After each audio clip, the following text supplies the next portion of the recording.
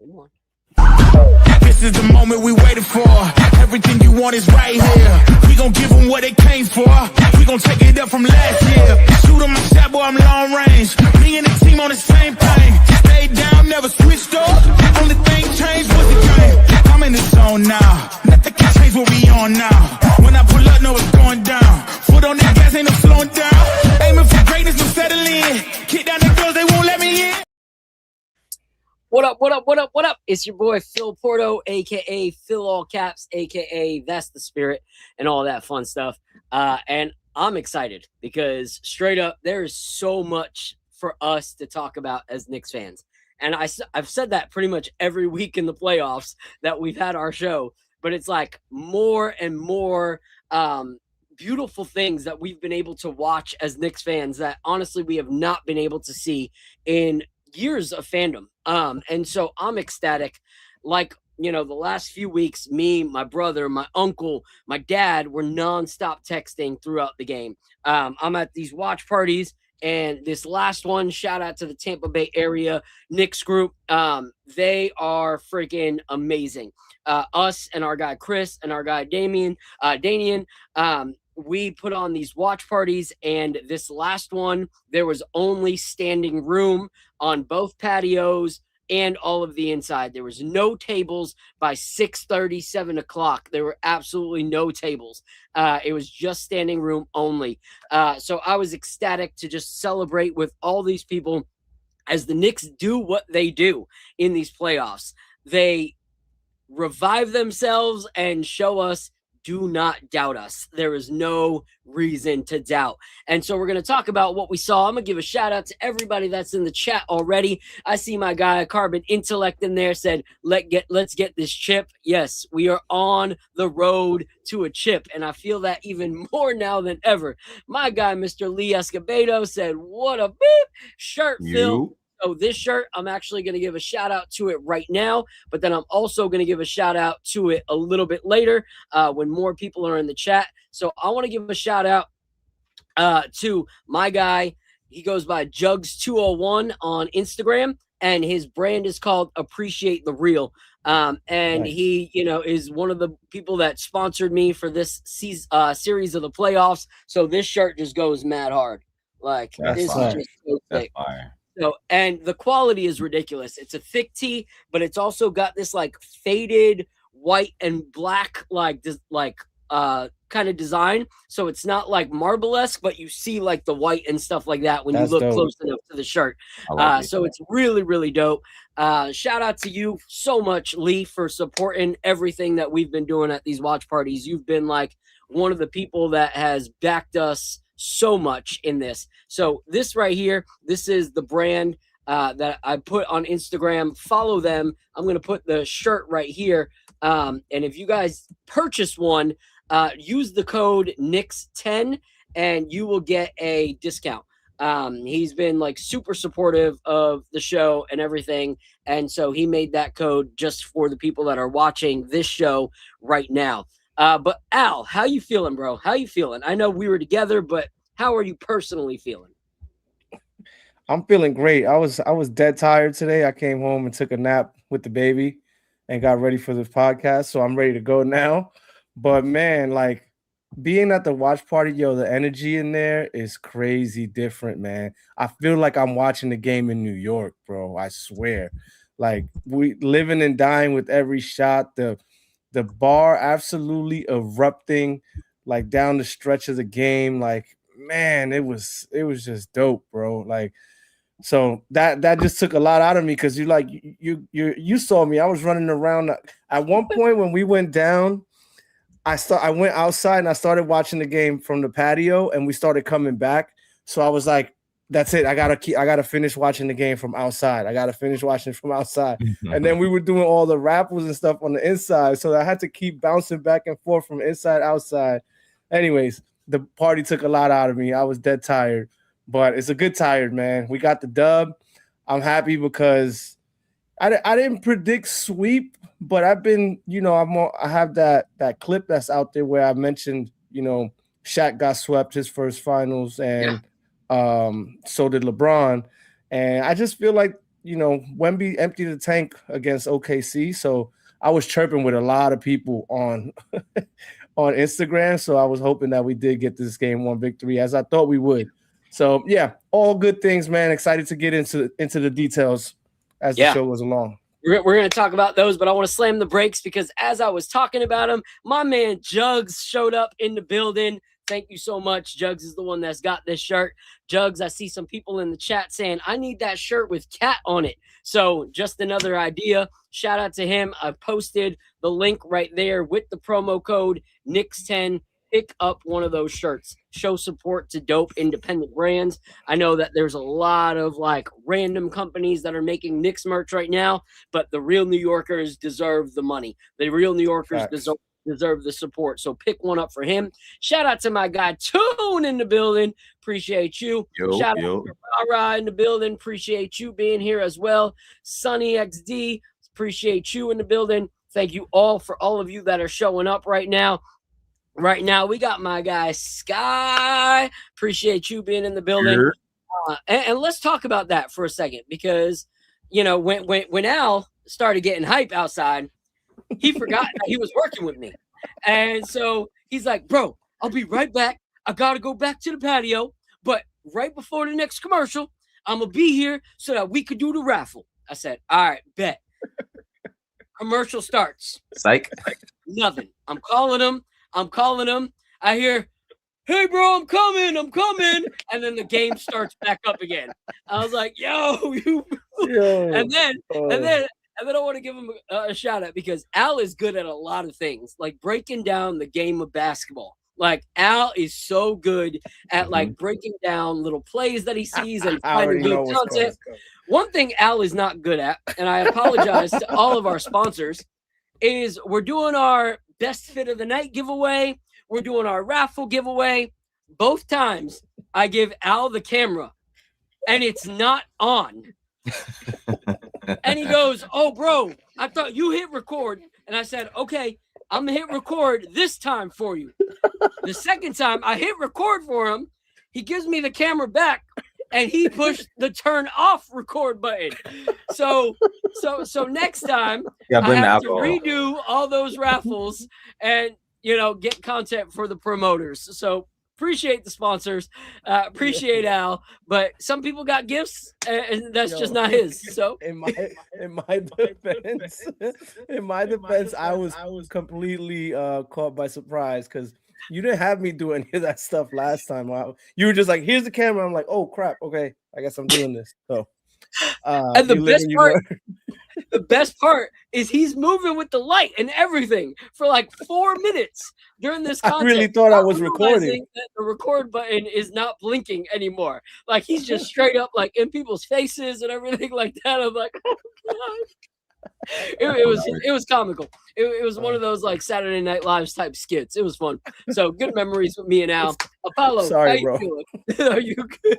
I'm good, man. I'm good. I was watching the game with my kids, so it's funny. My both of my kids have their stories about their friends at school who are not Knicks fans, and the little trash talking. And one of my kids is 8 years old, and his kids already in school talking about the Knicks are better than your team and all of that. I'm like, you can't beat this. So for him to sit here and watch it for me, my oldest was watching the first half, and I think around the third quarter he started to fall asleep.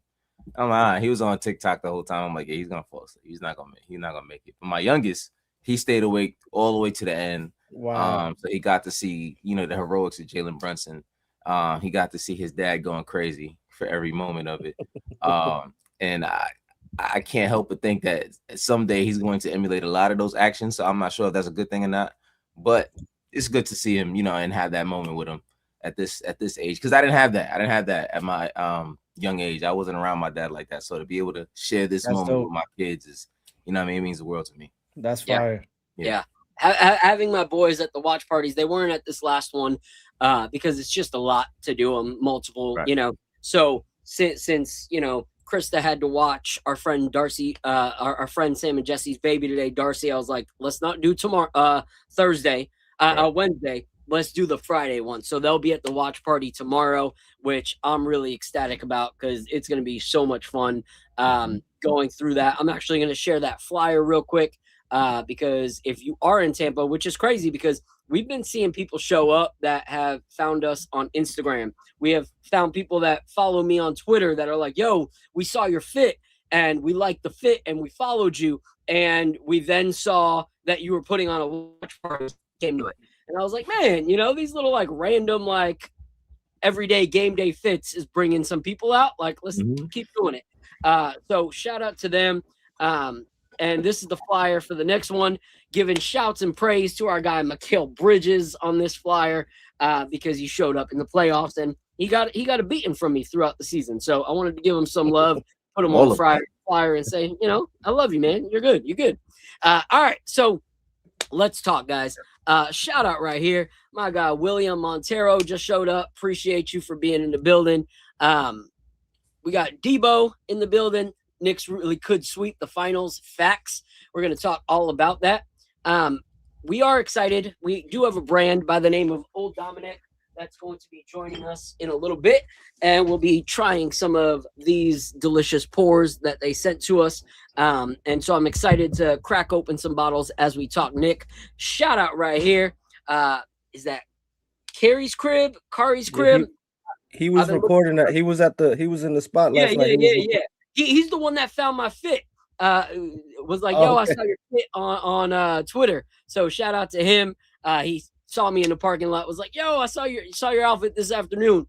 Shout out to him. Most optimistic Nick fan. Appreciate you being in the building. We got many of you heavy hitters in here right now. If you guys can, please hit that like button, hit that subscribe button. If you can, retweet this, repost it on Instagram.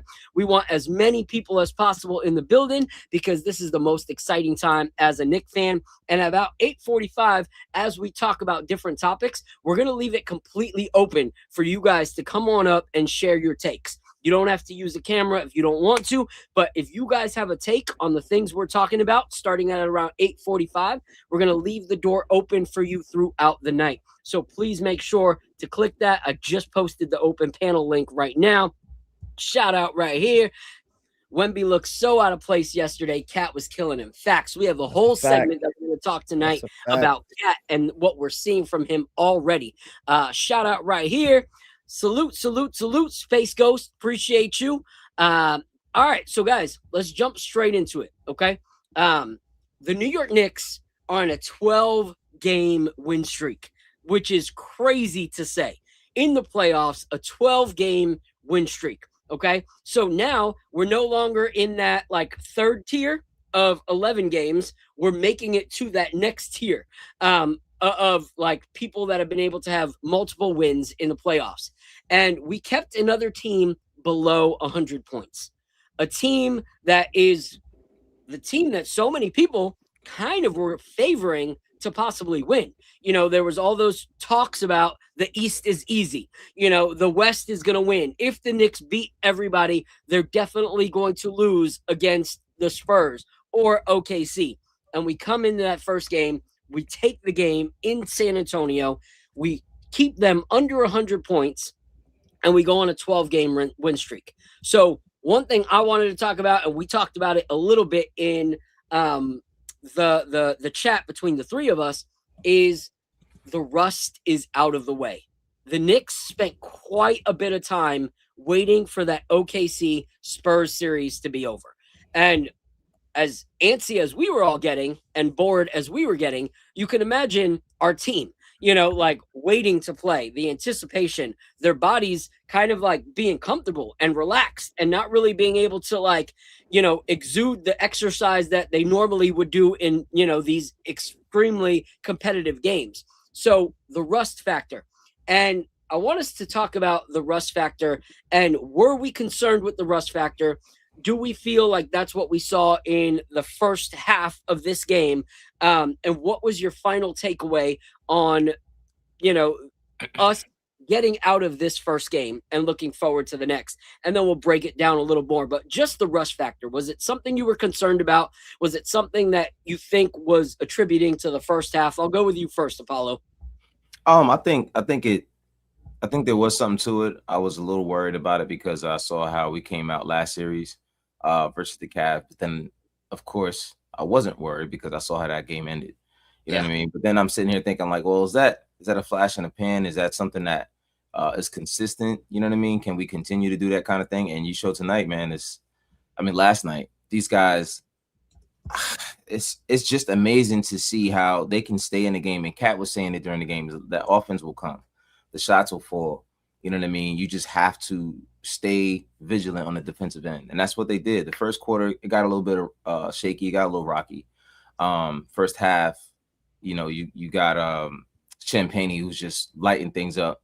And, you know, we just weren't able to catch fire just yet. But, you know, I figured, I'm like, if we can keep this within 15, I think this is always going to be a game. You're talking about a team that has proven time and time again this entire season that even when they're down, you can't count them out. You know what I mean? So, yeah, I think there was some rust factor. I was a little bit worried about that. But, you know, these guys just proved that it really doesn't matter time and time again. Yeah. All right, Al, what's your thoughts? Leading into the game, I wasn't worried about the rust thing because I thought the team learned their lesson from the Cavs game one. You know, they did a lot of talking about that in the pressers leading up to the final. The players said that they went to Mike Brown with, you know, a different way that they wanted to prep for this break. They said they wanted to scrimmage more so that they could stay in rhythm. And so I thought they really, you know, were making changes that was going to benefit them and not come out rusty. But if you just look at the quarter by quarter box, not even the box score, just like the scores by quarter, we only scored 19 points in the first quarter. So, like, that's got to be some type of rust. And then we won every single quarter after that. We scored 29 in the second, 28 in the third, and 29 in the fourth. So that's I don't know. I think that's probably rust and maybe some adjusting. The Spurs are a good defensive team. And so it just takes some time to kind of figure out, like, this is how they're playing us. Because they kind of did throw a little bit of a curveball because we were all expecting Wemby to just roam off of Josh Hart. Mm-hmm. And he didn't exclusively do that. He was actually guarding Cat a lot, which is a surprising decision from their coach. So I think some of it may have just been like adjusting to like the way that they were playing us as well. So, but look, at the end of the day, I'd rather be rusty than fatigued. And fatigue is something that I think the Spurs are definitely going to be struggling with. And even if we don't sweep them, if this, like, the longer this drags on, like, the more the odds tilt in our favor. They're just going to be dead tired. So, yeah. So I was a little worried about rust, not because I don't think that our team can rise to the occasion, but I think that much time waiting is always going to be a factor, you know, no matter who you are. You know, like, our guys, you see how they played better as the game went by. You know, why? Because they were getting in rhythm. You know, you can only practice so hard to get into rhythm. You know, practice and games are never going to compare. It's just not. And so this, for me, reminded me of the Cavs. We were down, we finished strong, and we were ready for the rest of the series. And so it was good to see that, and good to see that it happened in San Antonio. That was the big thing, is the rust game is out of the way, and it was done stealing a game from them. So we ultimately now have the home court advantage. When we go back to MSG, we're already up 1-0. And so we won in spite of Brunson's poor shooting in the first half. And that's not a stab at him. He was incredibly impactful, especially in the fourth quarter. But his scoring and his efficiency in the first half was rough. And so I want us to look real quick at the comparison between the Cavs series and this series. Because to me, it's crazy how similar it was.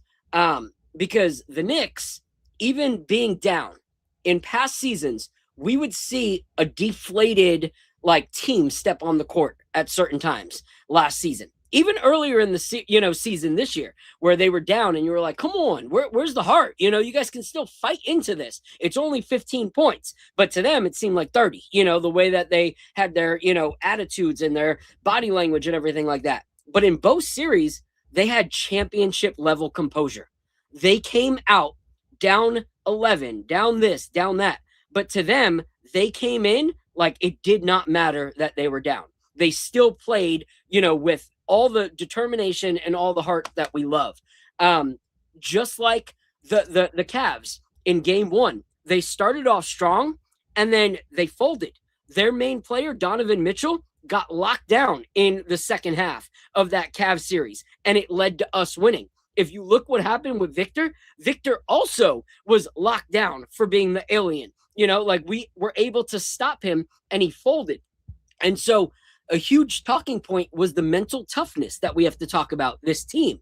This team staring at a possible loss in game 1 on the road, they stared it in the eyes and they played with heart. If you guys saw that Walt Clyde Frazier video that the Knicks released, where it was mad emotionally moving, where he's talking about everybody is dressed in orange and blue, but it's mostly the look in the eyes that you got to look at. That's what we saw in yesterday's game. It did not matter the point deficit. They never lost that eye of the tiger that we want to see from them. And so the Knicks have a way of breaking down teams mentally in the playoffs right now. You saw how we broke down the 76ers. You saw in there the way that they were acting, the way that they were playing. You saw the defeat in them. You started hearing players like Kelly Oubre Jr. prideful to then humble, throughout the series, realizing they're not what they thought they were against the Knicks. Same thing happened in game 1 where you saw Jared Allen on the bench looking like someone stole his candy. Boy was deflated and defeated. And you're starting to now see that the Knicks can do this with the Spurs. And so this to me was even more impressive because it was on the road. It's the NBA Finals. And the Knicks committed 0 fourth quarter turnovers. That is crazy. In a game that was so competitive and back and forth on an 11-0 run, we had 0 turnovers. So I want to talk about some of those things, but we're going to go into each player as well. But before I do, I'm going to let each person come up that's in our chat right now, because we have a lot of people that are actually in back right now that want to give a take on the Russ thing and if they feel like that was the factor moving forward. But before I do, I want to give a huge thank you right here to JC NYC78 for the generous $5 super chat. He said, I sense a win game 2. New York dominates the fourth quarter. The Splurts and Wembanyama will go down 2 games, possibly win game 3. We close out in Texas. Hey, I agree. I believe that the harder game for us to win would have been game 1, and we did that with a poor first half. So I do believe that we can go out there now, especially when we see the determination in the guys' eyes. So thank you so much for that generous super chat.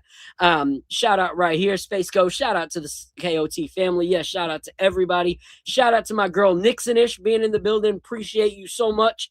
All right, so let's talk about this Rust real quick, and then we'll move on to the next topic. So I'll go first with my guy because he was here first, Mr. Joe from AC. What up, Joe? Yo, what's going on, guys? Yo, Thanks for having me on, man. What's good, bro? Man. What's going on? Yeah, man, I mean, what a game, man. I was loving that game. In the beginning when we were down 15 points, it was just another one of them times where I never wavered. I'm just like, we're coming back. You know what I'm saying? Yeah. So it's nice to see the guys pull that out, just to not waver and to actually, keep 10 toes down and keep fighting. Because that's what Knicks basketball is, man. It's just about keep fighting. That's what we've been about for a long time. So the topic we've been talking about is, do you believe that first half was the rust factor? And is it completely out of our system? Are we ready to pretty much just take these next games? For me, I feel like it was rust. We kind of bounced around a little bit. What do you think attributed to that first half struggle? Well, to be honest, man, I didn't see every player have rust, but there were certain players that I thought were a little rusty and could have played a little better in the beginning of the game, but then picked it up later on. Landry Shamet was one of them. I felt like off the very rip of the game, I didn't really like his defense that he was bringing. But later on, towards the end of the game, he completely flipped the script on that and he was playing awesome defense. He was hitting big shots. And I didn't like that play where he bumped that dude into JB. I thought that was a little lackadaisical. I thought, he should have been a little bit more aware not to bump a player into your star player's knees, So, yeah. But Landry Shamet, man, he, salute to him. I like the way he bounced back. He had some big shots. But OG, man, I thought OG was going to be a little bit more of a factor. I know OG did hit some big shots down the stretch, but I think we can still get a little bit more from OG. I think there is a little rust there, but 4 games in 23 days will do that to you. So, yeah. And so I'll say this. When I look at the stats and everything like that, just to confirm how I felt in the game, out of everybody that played in the first half, I feel like only 3 people had a strong first half. And I feel like OG's, even though it wasn't as dominant as you would want, his first half was actually better than a lot of other people's first half. And you also have to look at the fact that he came back in that last series towards the end of it after injury. And so to go from injury to then playing to then sitting again for however many, days waiting for the next series, I do believe that we'll still see more from him. I do believe, even though he played well, I do think rust was a factor, but I don't think it was a factor to make you go, oh, come on, OG, because I still feel like he was, one of the few guys that was productive in that first half. But before we go into more topics, I'm going to throw it to the next person. Joe, stay up here. I'm going to put you down so we can keep bringing people up, but stay backstage, and each topic I'll bring you up to be able to share your thoughts. All right, perfect, man. Thank you. All right, cool. All right, so I'm going to bring my guy right here, Mr. Toon in the building, walking around. What up? Hey, what's happening? What's good, cuz? What's good, Joe? What's good, bro? It's good. How you doing? Chilling. My brother, man. Come on, man. Where you been at, man? I'm alive, so. Well, that's good, because it'd be freaky as can be if you weren't and you just joined the chat somehow. But I'm gonna be quick because I was in the middle, but I had to jump on real quick. So my take is, obviously it was Russ at first. Cat really exposed how slow Wemby's feet are, and in order to keep this thing going, they're gonna have to keep going through Cat. But what Cat has to do, and what the whole team has to do, is they got to stop being afraid at going at Wemby. Yeah, he gonna block the shots. He's 7 foot tall, 7'4", and freaking 10 feet when he reaches his arms up. But they got to put a body in him. If they put a body in him and not be afraid of being blocked, they can put him in foul trouble, and it will mess up the whole game plan for them. And mainly Cat, like Cat really exposed them for him being so athletic and so agile. He has a step slower than Cat, and he got to exploit that. He got to keep exploiting that. Yeah, and we're going to talk about that because Cat had one of those games that you can't have an episode of Knicks content and not talk about what Cat was able to do last night, because it was super impressive. So I appreciate you, bro. I know you were in the middle of something. If you decide you want to come back on at any point throughout the episode, we'll be up here a few hours. Just hit that join button and we'll bring you back up. Oh, I'll be watching. It's always all love. Right. I'm going to holler at y'all. All right, appreciate you, bro. All right, cousin. All right, so we got Sonny up in the building. Let's see what Sonny got to say. What up, Sonny? Hello, y'all can hear me? Got another cousin in here. What's going on? What's the word? What's the word, guys? What's the word, Josh? I love you. I answer your phone. I was in the chat. I'm like, why Sonny said that to Toon? Say you not no real Knicks fan. Nah, I was playing with him. That's my cousin. Josh, my cousin too. I was playing. Nah, word too though. It was a good win. I honestly want to say, kind of leech off of what my cousin said. Cat is going to be the X factor, and Cat also exposed how Wemby cannot keep up with nobody. Embiid was Embiid used to take Cat to the post. Embiid had a post game, and I was more scared of that because Cat had 3 fouls out the game, out off the rip. Wemby does not pose that because Wemby want to dribble. Wemby want to stay at the high post. Wemby don't got that post game yet, and that's why I'm telling you, Cat is going to expose him all series. And if he do it again, it's going to be a sweep. Cat is really what's going to happen. Cat got it. I'm telling you, Cat going to expose Wemby every time. And in the coaching can't realize that. The coaching, you need to trap Cat at this point. You know what I'm saying? You can't have Wemby just guarding him at the top by himself. He's going to get blown past or something on the rim's going to open up. So you can't do that. So it's coaching too. They got a first-year coach. He don't know what he's doing yet. You know what I love? I love hearing it's coaching, because there's so many people when Mike Brown came in, and I'm gonna eventually in the offseason go back to mine and Apollo's first few episodes to pull the receipts. When I was talking about how I thought Mike Brown could get us to the next spot, they had nothing but hate on my name, talking how I knew nothing about basketball. Mike Brown never could do nothing. He never will do nothing. He's a poser coach, this, that, whatever. And who's been the most impressive coach all playoffs? Mike Brown. Mike Brown. The only team on a win streak has been the Knicks. And there's been more than enough adjustments. And it was after that, first rough start against the Hawks that Mike Brown said, we got some things we're going to work on and change up. And people were like, yeah, right, we're done. And all of a sudden, every adjustment he made has us on a 12-game win streak. So that's right. Shout out to Mike Brown. No disrespect to Tibbs. He did well. But to think that we would be in this position right now if Tibbs was back for another year is madness. Absolute madness. Because if you look at how many players off the bench helped us win some of these games, there were games where we needed Alvarado. There were games that it was Landry Shamet that helped us win.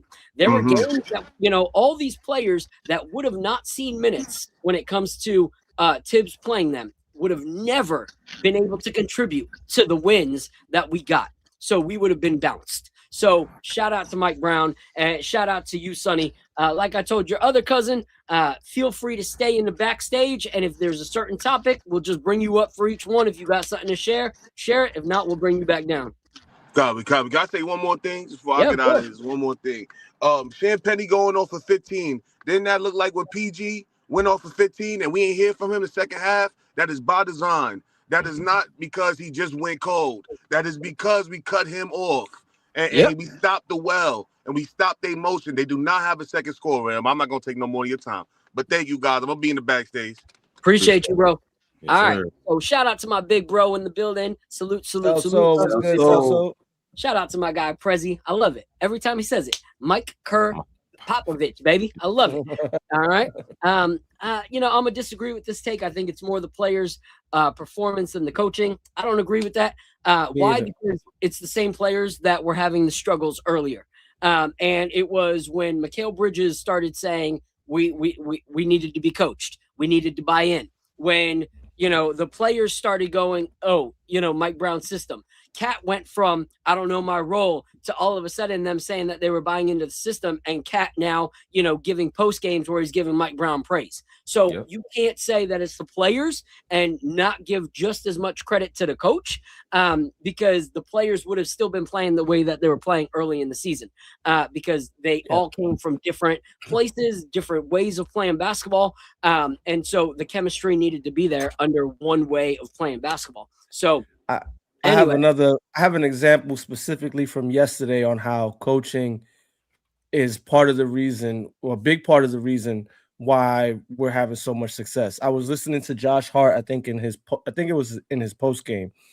He mentioned something like when Wemby's on you and Mitch is in the game, or whoever's in the game, if it's not Mitch, it's Cat or whatever. If Wemby's guarding you, he said, just get the shot up, no matter what. Just get the shot up, because they have nobody down there rebounding. You get the shot up, and Josh Hart is grabbing that offensive board if it's missing, or Cat is grabbing it, or Mitchell Robinson is grabbing that rebound. The Knicks went 2 for 16 against Wemby defended baskets, which is horrible. But they got offensive rebound after offensive rebound on those 2 for 16 shots, and they got 10 extra points off of offensive rebounds on those misses. So they essentially scored 14 points and they went 7 for 16, which is respectable against a guy that really alters your shot and really should be having you shooting in the low 20s or something like that. So that's all by design. The players didn't just come up with that. That's the coaching staff telling them, yo, if he's there, get it, and you got a decent look, get it up, and we're crashing boards. Yep. And another last point before I bring my girl Nixon-ish up to talk about her thoughts of the rest, start to the game, what she thought contributed to that, and then we'll move on to the next topic. I want to do two things. First, another point of what Al was saying.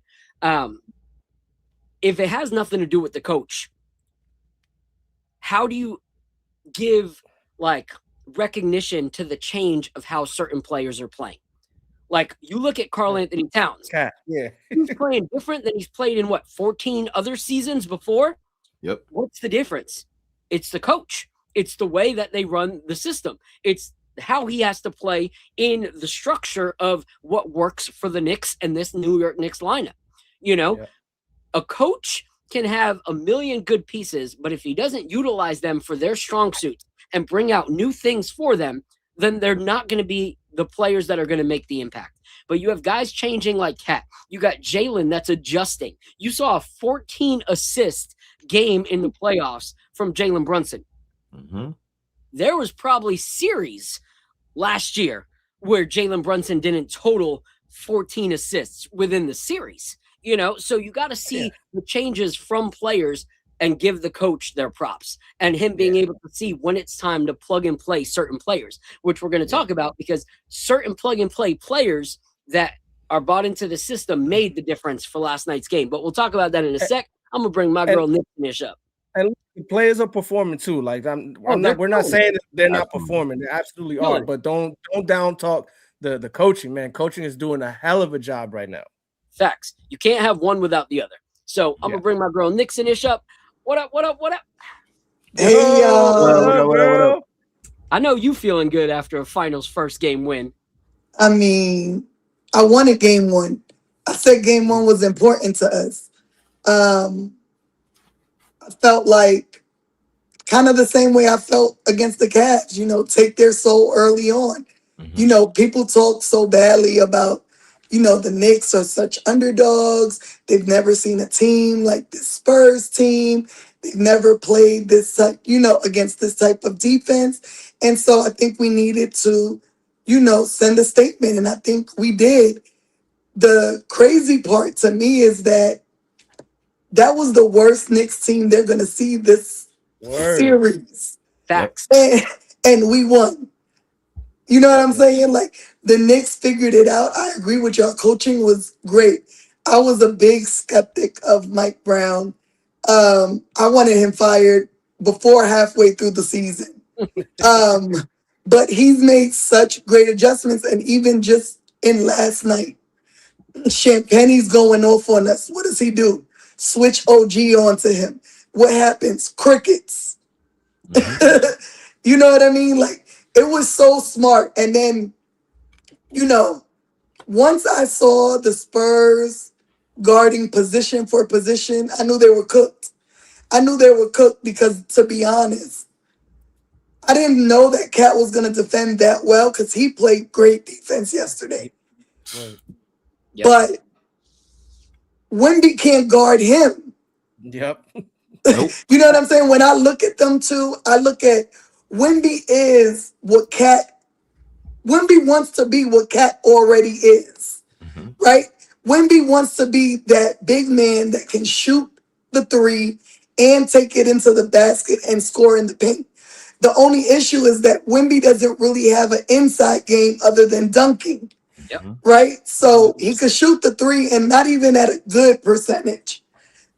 So he's what he wants to be what Cat already is. And he's not, to me, as fast as Cat. His dribbling is not as solid as Cat's. His dribble is so high that our undersized team is having a feast and making him turn the ball over. Yep. So it was great to see. I feel a lot more confident now that I know, one, the rust is over. Two, that we came out with a win when we probably should have lost, based off of how we played quarters 1 through 3. So I feel a lot more confident. To be honest, the skeptics can say what they want, but realistically, San Antonio doesn't have an answer for our 1, 2, 3, 4, 5, 6, 7, or maybe even 8 and 9. No. Yeah, that's facts. That's facts. All right. So, Miss Nixonish, we're going to go into our next topic. If you stayed below and you want to come on, just give us a thumbs up. We bring you right up. But, all right, let's go into the next topic, gentlemen. Before we do, I want to give a shout out real quick. I didn't wear it today because it didn't match the fit, but I'm going to wear it next week. But I got sent this really dope hat to wear on the show. This like crazy wine color, like that. I'm like a crazy maroon and purplish kind of guy. And so this is like the perfect blend of a maroonish and purple hat. So shout out right there. I put the link to their eBay store. They are seriously just good people. Adsman collects, and they got a whole bunch of stuff. They got some Knicks gear on there. They got a few other Knicks hats. They got, a bunch of Nikes and stuff like that. Just cool people, talking to them and them wanting to support. I appreciate the love and support that they sent, knowing that I am a Knicks hat addict. And so having one show up and I didn't pay for it makes it a little easier when the wife opens the door and there's a hat package on the doorstep.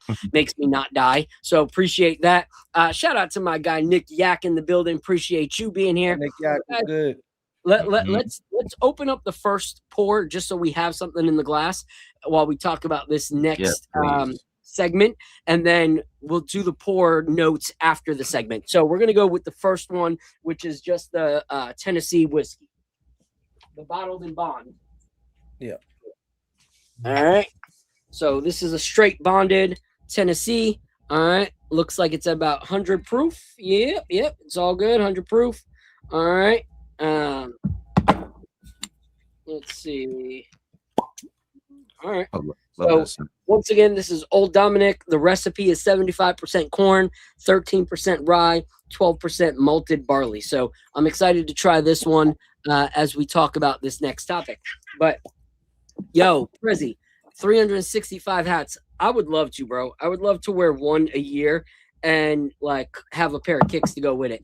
But my wife would also make me sleep in the car if that was the case. So if you had a car after spending that much money. Yeah, right. But if people on the show want me to have 365 hats, drop those super chats. You know what I mean? Drop those super chats. My wife just walked in and said, "Absolutely not." She's watching the show. All right, here's the first pour, babe. All right, so my wife is in the chat. She's gonna be joining us with the pours in the other room. So she's gonna open up. She said, "Absolutely not." I forgot I told her to come get the pours. And so she opened the door when I'm talking about 365 hats. Y'all getting me in trouble, chat. Appreciate y'all. Shout out to my guy, Lee Escobedo. He's mad encouraging.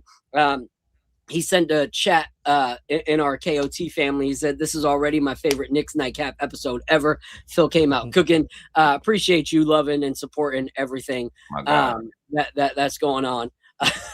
18,250 in hats ain't that bad. Yeah, that's crazy. That's crazy. All right, so guys, next segment I want to talk about. After that incredible win, after everything we saw, I want to go straight into my standout performance of the night, which I think you guys have to agree, and that's Karl Anthony Towns. If you guys have a different one, raise your hand, let me know, and I won't put y'all in the same category as what I thought.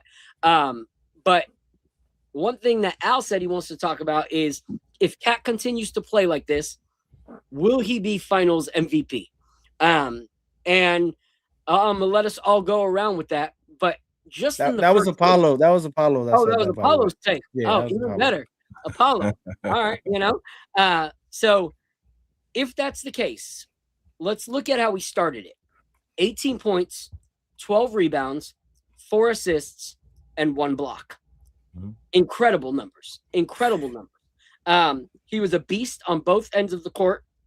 He went from early in the season from being a defensive liability to being better than Chet Holmgren at defending Wemby, which makes you go, wow, was he robbed of a defensive award? Makes sense because of the earlier half of the season. But if he would have played like this all through the season, he would definitely have to be there. Okay. So this is a key factor. And then we're going to bounce it around. Wemby for the night went 6 for 21, with 6 turnovers. But the stat I want to point out is when he was guarded by Cat, he was 2 of 14. 2 of 14 with That's called being in jail.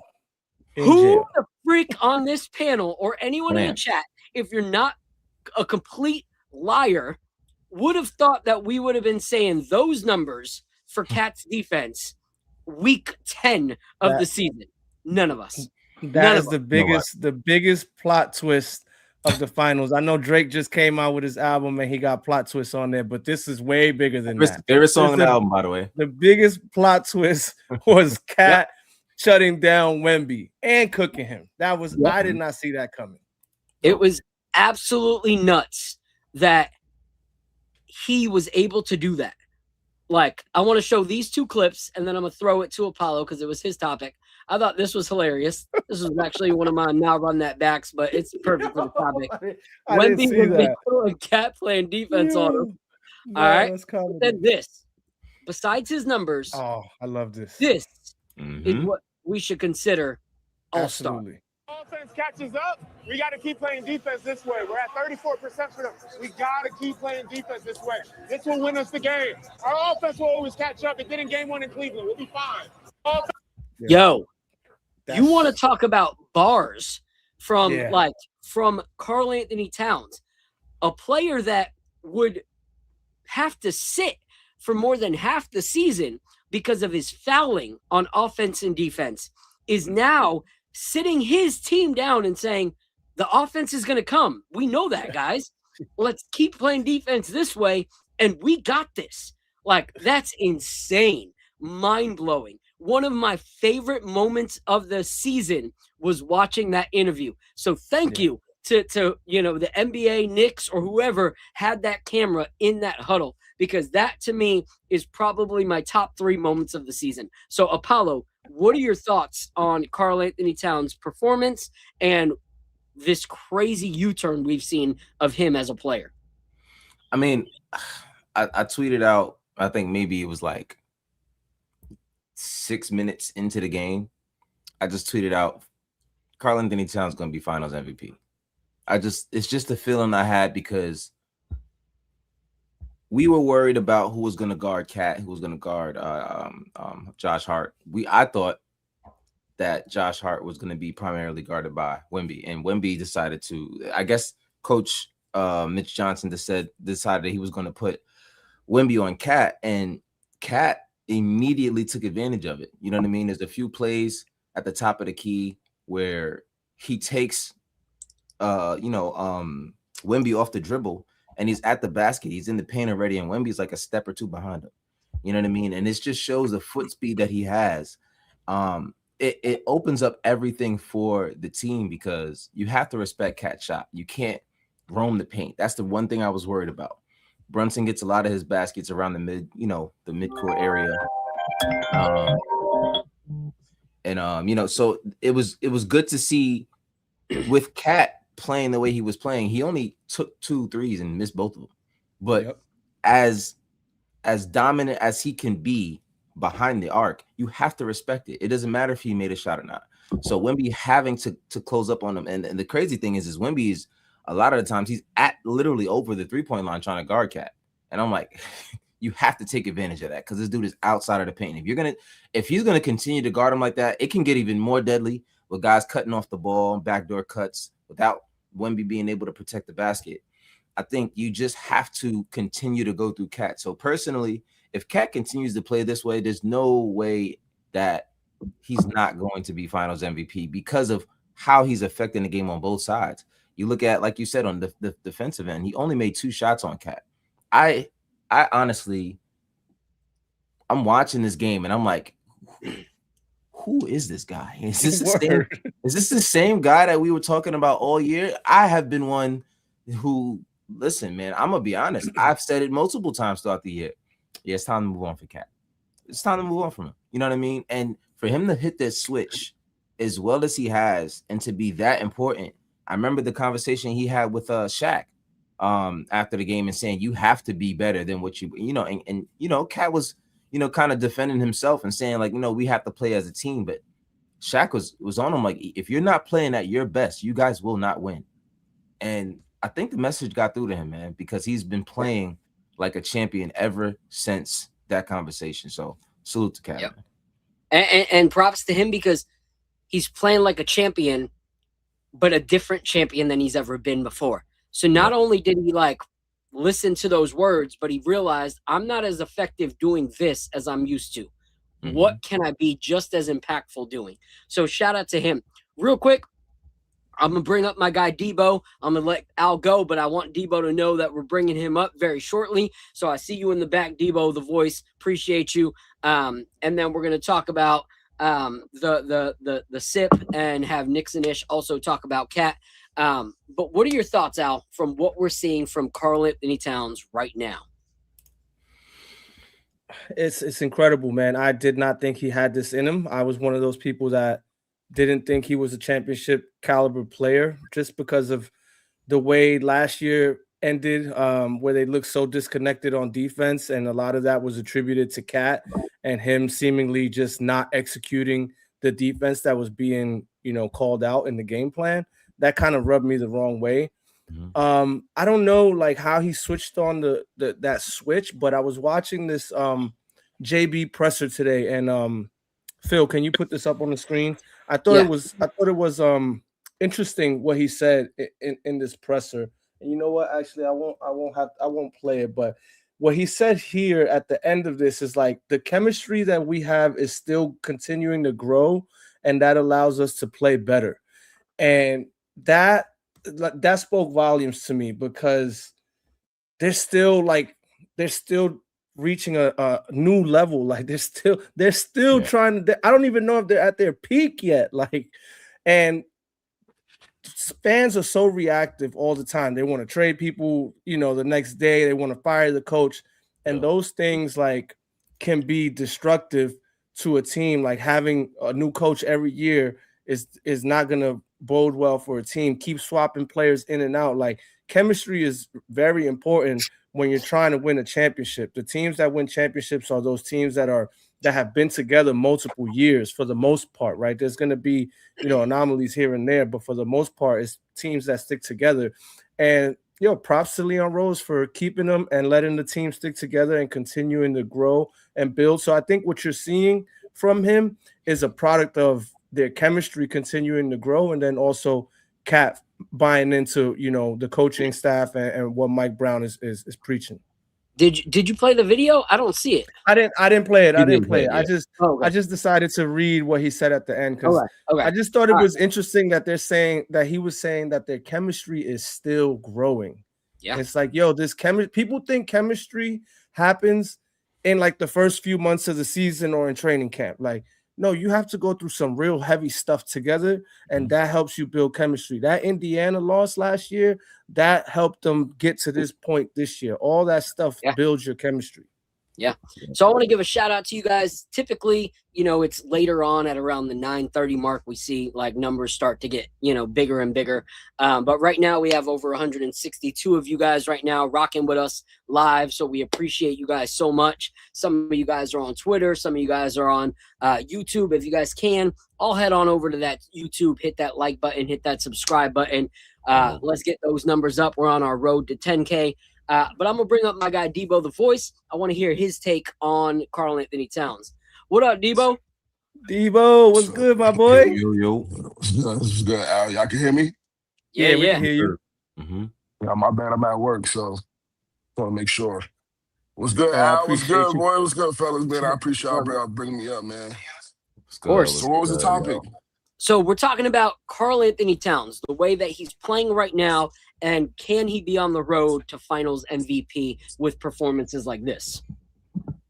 Oh, I'm definitely can. I think Towns has been listening to the critics.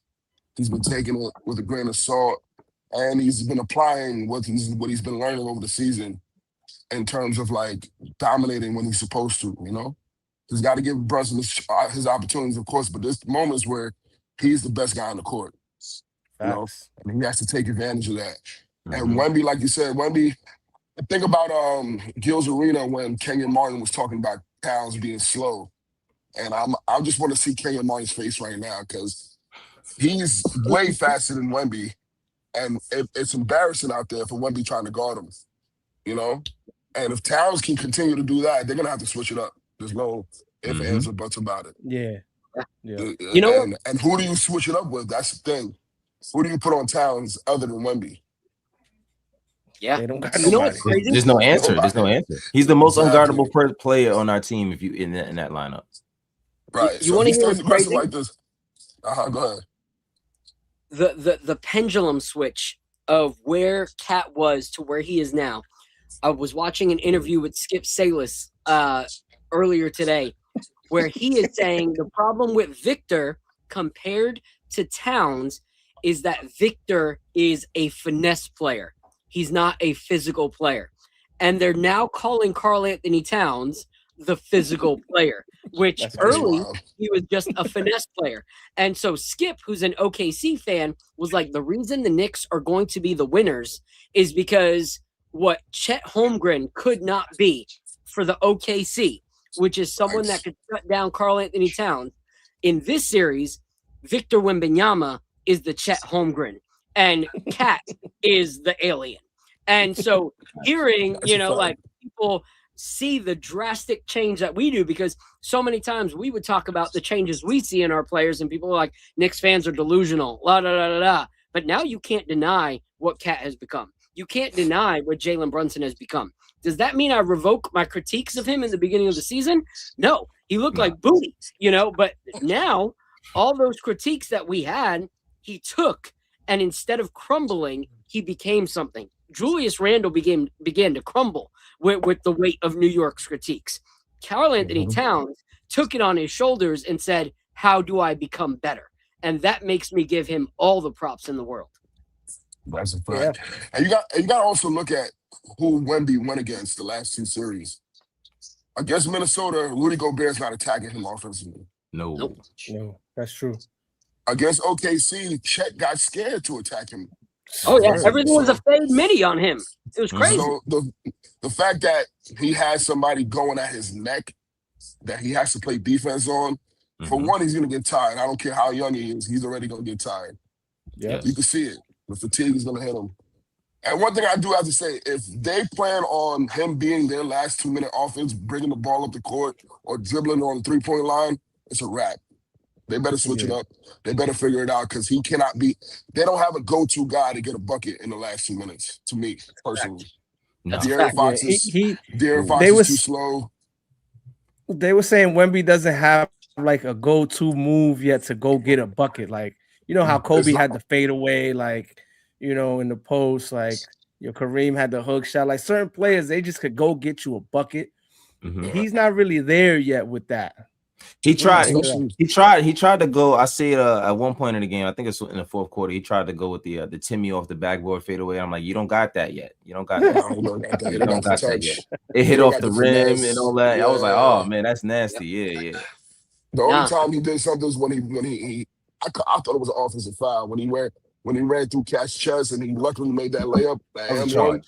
That's a charge. But it is what it is. Cat ate it well, and we still won the game. But yeah, man, I personally think we get this in 4 if we keep playing because we're gonna have better. Game 2 is gonna be so much better for us. Yep. We'll see how they If come. they lose game 2, it's a wrap. Yeah, I think it's a wrap already. But anyway, all right, Debo, I'm gonna drop you down. Stay if you want to continue to come up. Just let us know, and we'll bring you up for each topic. We appreciate you. That was a great thing. Debo. No doubt. That's my guy Debo from Miami Pro League, man. If y'all in the Miami area, I believe that's starting up soon. Follow my guy Debo on social media and follow Miami Pro League, man. They got a fire league. Is NBA sanctioned. Always have NBA players coming through, and this summer is going to be crazy. By the way, Josh Hart was in Miami Pro League, and Debo's the MC. Debo nicknamed him the Swiss Army knife, which I think is very fitting and a dope nickname for Josh Hart. I love it. All right, guys, what are your thoughts on this pour? My wife said, I like this pour. I do. I like it a lot. It's good, right? It's very nice. I've been liking these bottled and bonds that we've been tasting lately. They've all been really good. The Melwood was really good. Like all these bottled, and I was And the one from Circle City was really good. Yep. Like I never thought of myself as like a bib guy, but they're very nice. Like if you want to have like a nice calm pour that's not gonna blow out your taste buds or the palate, these are nice pours, man. This one is excellent, excellent. So let's talk about some of the notes in it. Yeah. So for me off the bat, I get a little bit of honey, a little bit of caramel, some of the baking spice, and some of that like tobacco oak type vibe to it. So it's not like crazy, unique, complex flavors that you would get in like, some of those crazy peerless finishes we've had. But it's the historic whiskey notes that you know and love, but just blended really well. Oh, my wife said brown sugar. I taste that too. Yeah. Yeah, that's what I was gonna say. Like those burnt brown sugars, definitely prevalent in the tasting notes. I didn't get. Would you say the tobacco? That's one note that I have a hard time picking up. Yeah. So it's in there with the with the oakiness of it, the spice of it. Like it's not like burn or rye spice, but it's kind of definitely got end of it. Okay, I definitely got a little spice on here too, but it's nice because it's not a heavy like that like spice feel that you get like when you sometimes have like a strong rye, but it's there, and it just helps accentuate the taste. Really nice. Yeah, really well. This is a great point. Chris says I would want this in latte form.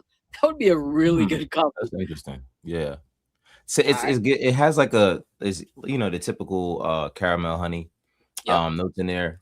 I'm getting a slight like I'm thinking a plum kind of taste.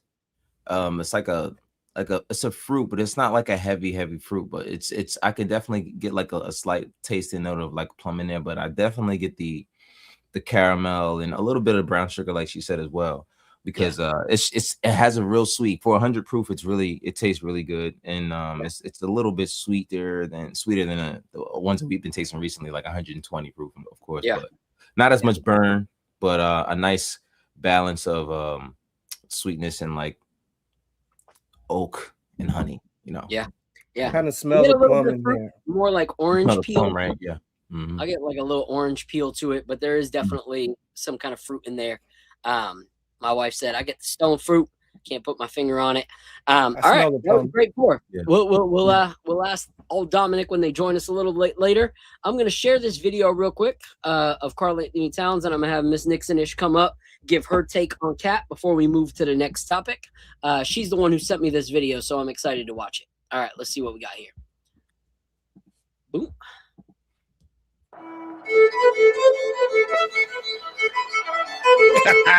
Goodbye. Bye.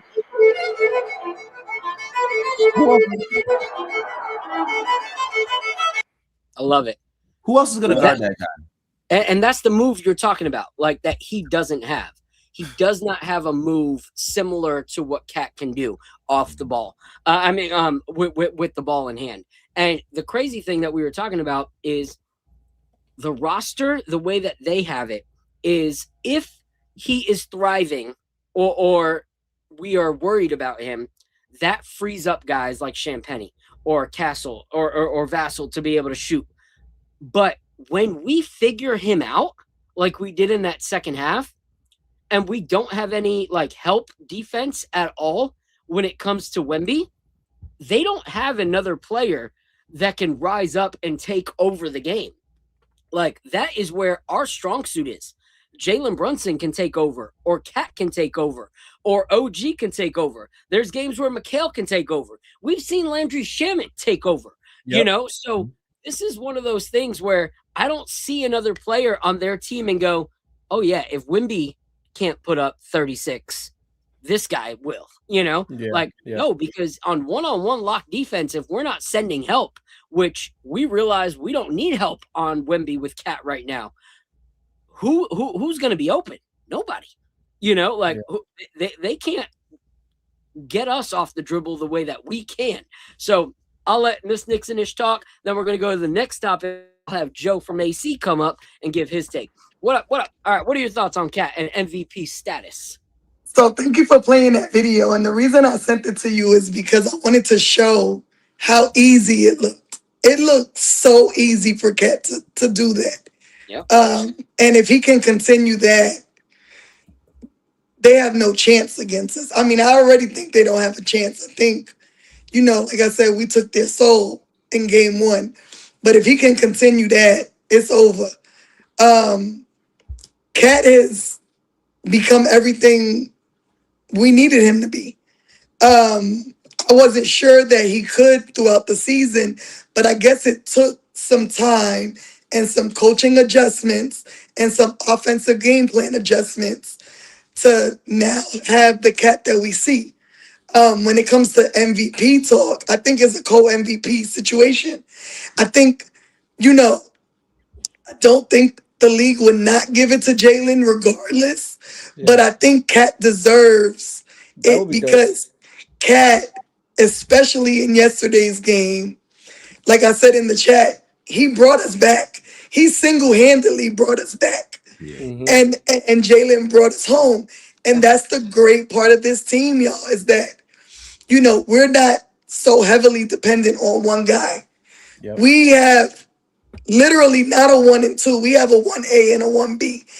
And those two can flip-flop at any point. Right? Because Cat could be 1A today and JB 1B today, and tomorrow it's the reverse. And the good part for us is that they don't have the ego to even care. They just want to win basketball games. Yep. And that's what I love about them. So I absolutely think it's a co-MVP situation with them. Yeah, That that would makes be dope. sense. I think that would be amazing. I guess we'll see how the NBA, chooses it. At the end of the day, but to not put Cat in that possibility to me, if he continues this kind of performance, is madness to me. Yep. And honestly, at this point, if Cat does this, I think that his evolution of his game is the most impressive of the whole team. So I would not mind him getting this MVP. Jalen already having the Eastern Conference Finals MVP. Like, if it had to go to one person and Cat continues this performance, I would love to see it go to Cat, because I feel like he adapted really well. I will say though, I still got Cat for Finals MVP, but if Jalen wins us game after game after game, I don't think there's a way you don't give him Finals MVP.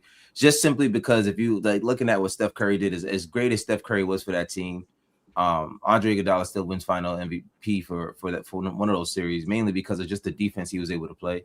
But that was mainly because Steph Curry didn't have a game where he took over. He had great moments and pockets of things that he did, but as we see, as you can look at back the numbers, they always said that his numbers in the finals weren't as high and as good as other series.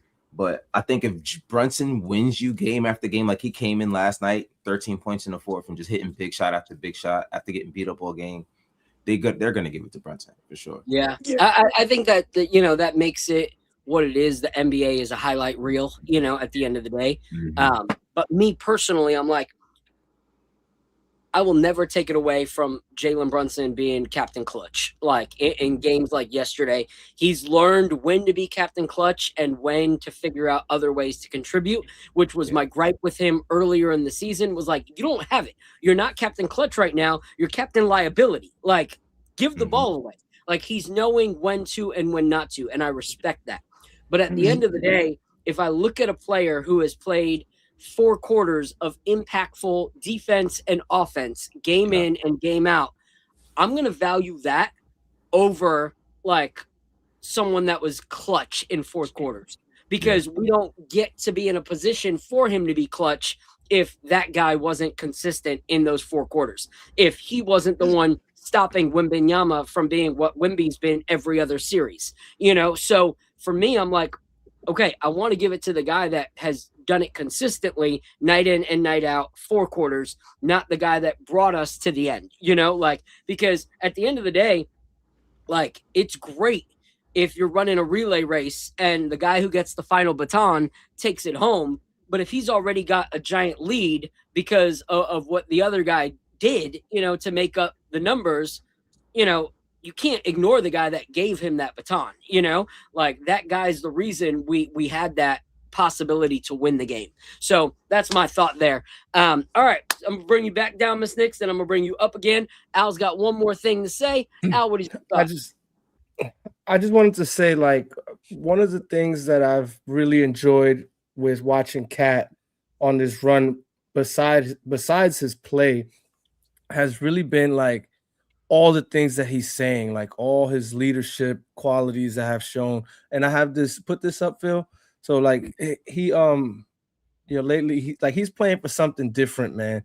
He's playing for respect, and you playing for respect, that's different than playing for anything else, man. So he has a different type of chip on his shoulder. Every time he's at a press game, like they asked him yesterday after the win, he's like, yo, it's 0-0. My mentality is that it's 0-0.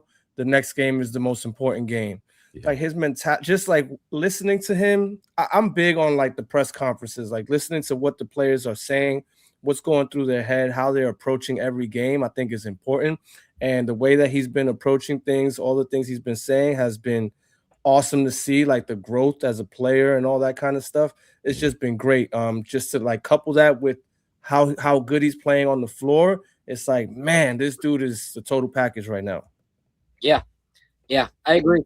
All right, so I want to talk about a different player right now, because I believe that there was a huge shift in this game when Mike Brown made this adjustment. And this adjustment happened in the second quarter when he brought in Jose Alvarado for 5 minutes. And I know we're talking about the big names, right now, and talking about Cat and JB. But a huge shift in this game came from Jose Alvarado. When we were having, a down spurt, Jose Alvarado came in, played 5 minutes, but had 7 points, 3 rebounds, an assist, and a steal in 5 minutes of basketball. That's insane. That's incredible numbers. But what it also did is, if you look at that first half, where Jalen Brunson was struggling was figuring out, how do I score? Like, some of his buckets were coming at a very costly rate to his body, to him trying to figure out what to do. It was not coming out easy.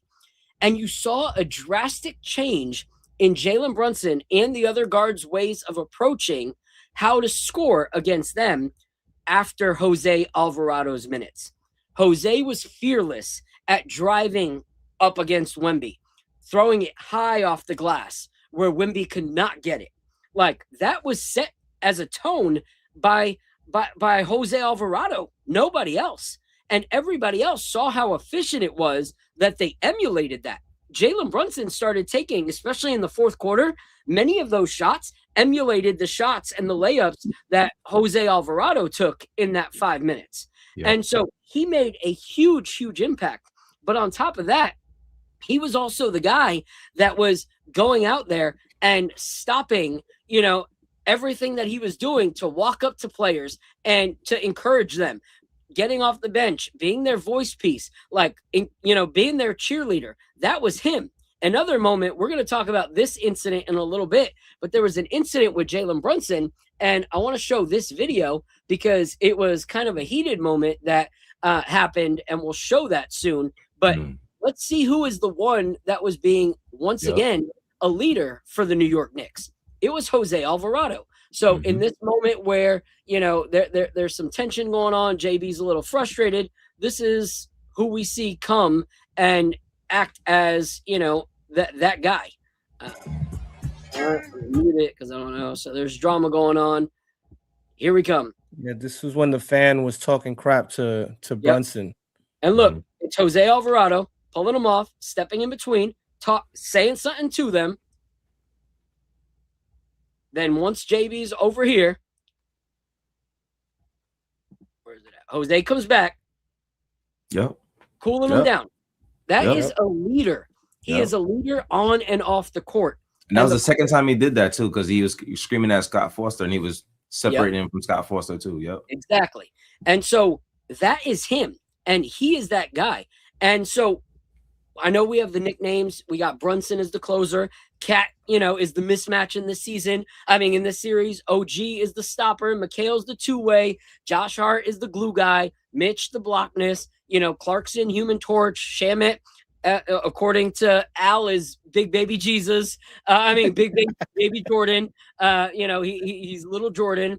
But Jose Alvarado is the jumper cables. Like, he is the jumper cables of this squad. When our car is dying and doesn't look like we're going to get to the next spot, Mike Brown puts him in, and he is that spark plug. Like, he is that morale booster. He is all those things. And so I love the fact first that Mike Brown acknowledges that and knows when to utilize that spark plug. That is huge. But also, I think one of the most underrated things about Alvarado is his acceptance of his role. Yeah. Like, he stays ready. He doesn't complain. And when he's on the floor, whether it's 5, 10, 15 minutes, those are impact minutes. His minutes are never wasted minutes. And that's what I love about Jose Alvarado. So I'll go to you, Apollo. I see you have something to say. No, I just wanted to throw that little tidbit in there is that Josh says it all the time. You got to be a servant. You know what I mean? And that's exactly what you're seeing out of Jose. You're seeing out of Josh. Well, I'm sure we'll get to Josh and the amazing game that he had with only 3 points. But just being a servant, doing the things that other guys aren't really willing to do on a night-to-night basis. Just being there for your teammates is more than just, oh, he had this amount of points and looking at the stat sheet. These guys showed up, like Jose Alvarado, 2 big shots in the paint with Wemby in the game. You know what I mean? Like, these are. And one of those threes he took, it was the shot clock winding down. It almost went down. If that would have went down over Wemby, that would have been another one for him. But, just being a servant and then just being there for the team in time of need, for sure. Yeah. I want to go back to Cat because I think this is a great, quote right here by Nick Yak. He said, I didn't see a center play defense better than Cat yesterday all year long. And I agree. Like, that was a stellar defensive performance. All right, Al, what are your thoughts on Jose Alvarado before we bring up our whiskey guest and go into a pour with him and then talk more Knicks? Look, I thought Alvarado gave us an amazing lift off the bench. He was a lightning bolt off the bench. When Brunson went down, I thought he gave us really, really good minutes and steadied the ship. So look, it's what he's been giving us, right? Since we turned to him in that Atlanta series, right? Yeah. He's been steady in his performance, and I actually thought he was gonna have a rough series because these guys are like these guards are pretty big and strong. Yeah. But man, he came in, he's fearless, bro. Like, he doesn't care who you are. Comes in with that New York attitude, and he's ready to bring this home, man. He's ready to bring this home. I think he saw. What is it? Leaning? I don't know how you say that gave Stephen Curry that $1 billion shoe deal, and he's looking at &1 and he's like, "Yo, what's good? Like, throw me some change too. Like, I deserve some money too." Like, so He got the battery in his back right now. When he comes in, he's making things shake. I love it, man. You always need your backup point guard to be that like change of pace. When he comes in the game, he just starts making things happen. If you play fast, the defense doesn't get set and things happen, things open up. So he's executing his role at the highest level right now. He's playing excellent for us. Yes. You reminded me a lot of what Sean Livingston did for Golden State. Yeah. Yep. Shout out to Ra for this comment. Jose is the energy of the team. I heard he drinks Red Bull from a sippy cup at the half. Oh my God. Yo, Ra is crazy, man. I love it. Shout out to you, Ra. Shout out to the over 170 of you that are here right now. If you guys can, please hit that like button, hit that subscribe button. We truly appreciate all the love and support that you guys show us. Let's continue to, get people in here, chop it up about the Knicks, find out a little bit about this brand that we are sipping on today, Old Dominick. We had the bottle and bond to open up the show, which was absolutely delicious. And then we got a few more in the arsenal that we'll be going through. And so without further ado, I want to bring up someone from the Old Dominick team. His name is Clark. him and I have been talking. We were trying to figure out dates. It seems from his emails that he's not a LeBron fan, which makes me happy because either am I. So when it was like, yo, it was during the time where LeBron had like mad things to say about Memphis and was talking mad smack about Memphis. He's like, man, I want to come on and defend Memphis. So I don't know if he's a Memphis fan or if he's from Memphis, but we're gonna get to know a little bit about Clark right now. So without further ado, like I said, this brand is called Old Dominick, which is a really dope logo. I'm a sucker for good logos. Some whiskey brands just have like a regular little just like text, and I'm like, come on, be a little more creative. But I love this logo, and I'm excited to taste more of these pours because as us three and my wife in the chat said, the first pour was absolutely delicious with that bottle and bond. So without further ado, I want to bring up Clark from Old Dominick. What up? What's up? How we doing, guys? Good. How are you? Man, I'm good. Y'all riding high off that win. I can tell. I can feel the energy. I love it. I love it. So obviously, whether you're an NBA fan or not, everyone seems to know what's happening with the New York Knicks right now. So first tell us, like, what kind of, basketball appreciation or lack of appreciation does Clark have, and where did his affinity for whiskey come from? Well, cool. Thanks for having me on. I'm excited to be here. I got a funny little story to speak to my ball knowledge. I don't have ball knowledge like y'all, but I know ball. Okay, I'm from Memphis, Tennessee. We get it. All right, we got the Grizz here, which we're all diehard Grizz. We got the Memphis Tigers, our college team. I mean, Memphis is a basketball culture. You can't grow up here like I did, born and raised, without it being in your blood. So we love that. Okay. But for me, I'm gonna get into some Grizz stuff later. I heard y'all talking about my used to be hated arch nemesis Alvarado, but now I'm gonna get to him in a second. I got a vibe with him a little bit, but it's funny enough. So and we'll get into the brand, but real quick, I was in New York about 3 weeks ago. Working the market for Old Dominick, and I walked over to the Garden, and I think it was game 4. It was a game that y'all came back against the Hawks, like that epic comeback, right? Yeah. And I just so happened to be walking by the Garden, and they had this outdoor watch party thing. Oh, you walked into that? And I was chilling, I was by myself. I was there for work. I was like, what am I gonna do? I'm gonna grab dinner. I walk in, I'm like, what is this? And so instantly I posted up. I'm watching, I'm hanging. I made like 100 friends. I'm like, oh my God. I didn't have any Knicks gear. And I'm not a Knicks guy per se, because I'm a Western Conference guy. But immediately I'm like, I'm hooked. I'm riding the high. And that's 12 games in a row, right? Is that 12 games? Yeah. I've been on the bandwagon, like just hot. Yes. What a time. What a time to be alive. Now I know all the guys. I got my favorite players. Man, this is awesome. Here, it's just great. So I love it. Hey, it just so happened that we were talking about this before that, right, Phil? Yep. And I was like, oh, they're gonna love this. So I'm awesome. Fully on the train. Fully on. I love it. Nice. I love it. We got space for you on the bandwagon. Welcome, man. Welcome. We do. And it's been a rough few years for you as a Grizzly fan. Buying into Ja Morant, thinking he's going to be the future of the NBA and just everything that's happened there. So, you deserve one. You deserve a weight off your shoulder. So come on over. New York is welcoming. Get a slice of pizza and put on some Knicks gear and we're good. There's converts are welcome. I welcome. Why do you think we drink so much bourbon here in Memphis with the Grizzlies being so bad? That's hilarious. All right, so tell me, Clark, what's your role with the brand? How long you been with them? Give us a little background on Old Dominick. Yeah. So, cheers to everybody that's hanging out with us tonight. I've been working for the company since kind of day one. I think I was the second or third employee. We debate on that, but I'm still here. So somehow they kept me around. But currently I'm the director of sales. So, I do all the outbound sales and work with the marketing team and, do all sorts of fun stuff. But the brand itself has been rooted here in Memphis, Tennessee, which all the way back to Prohibition, and frankly. So my current ownership group, they are the 5th generation owners of this whiskey brand, which is cool. And so we brought it back to life, so to speak, resurrected it about 2016, 2017.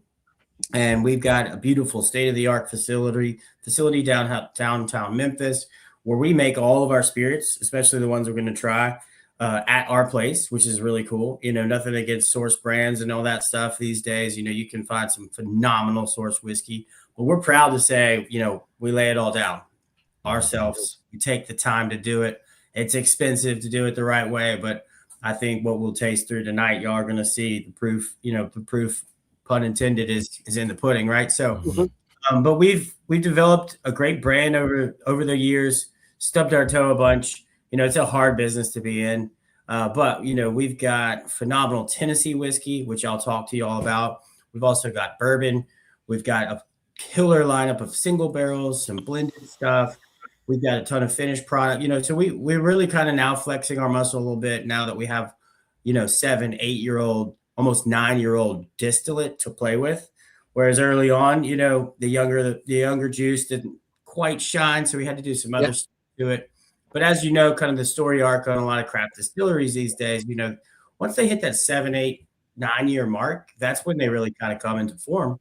Yeah. So we're happy to be kind of on that trajectory right now.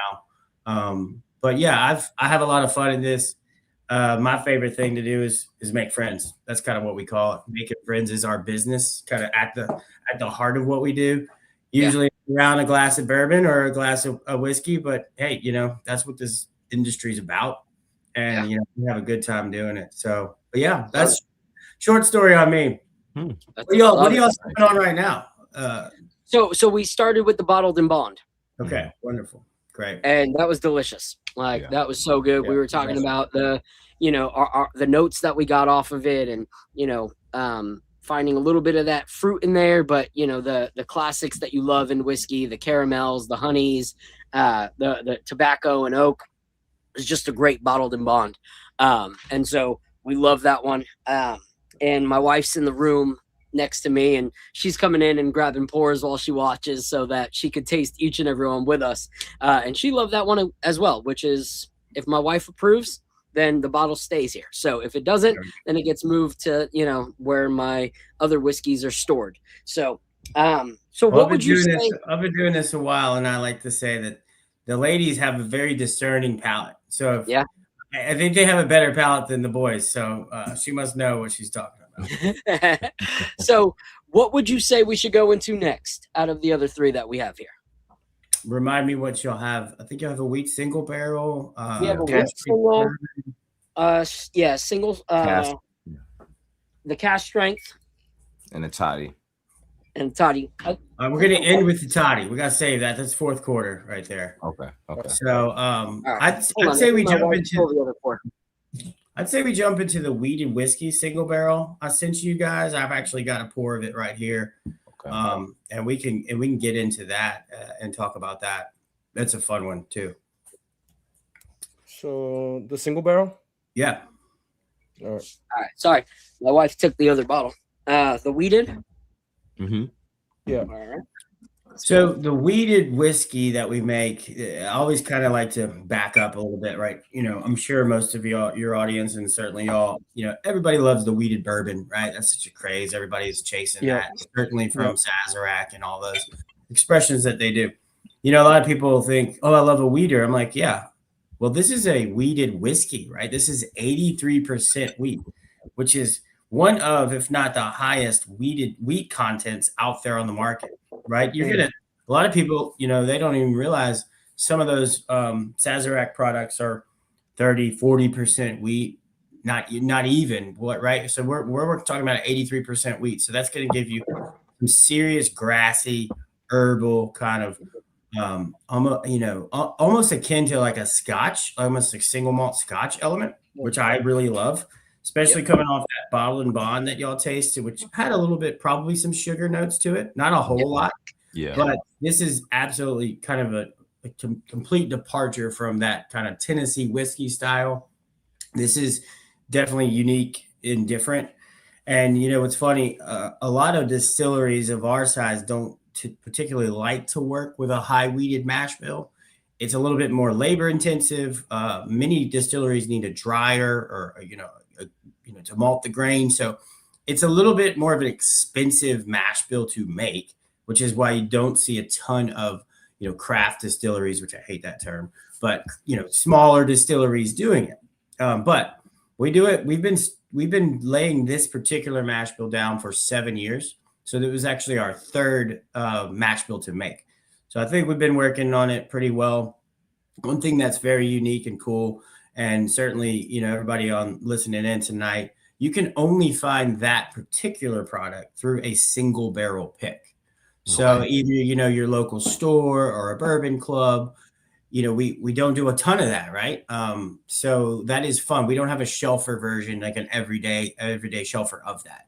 Okay. So it is unique in the fact that, you got to kind of hunt those down, right? And people really chase them. And of course it's cask strength. So Phil, I don't know, you have the bottle in front of you. If you could tell me the proof. So this proof is 120.12 and it's 7 years. So yeah. And everything, like I said, cask strength. I think they drink the best at 118, 120-ish mark. Anything higher, and I'm a proof guy, but anything higher, you're going to lose, that nuance, kind of those herbal grassy tones that I was kind of explaining earlier. So I'll let y'all take a sip and let's see what we think. All right. Yeah, here we go. It smells delicious already. Mm-hmm. Very soft too, Good summertime whiskey for me.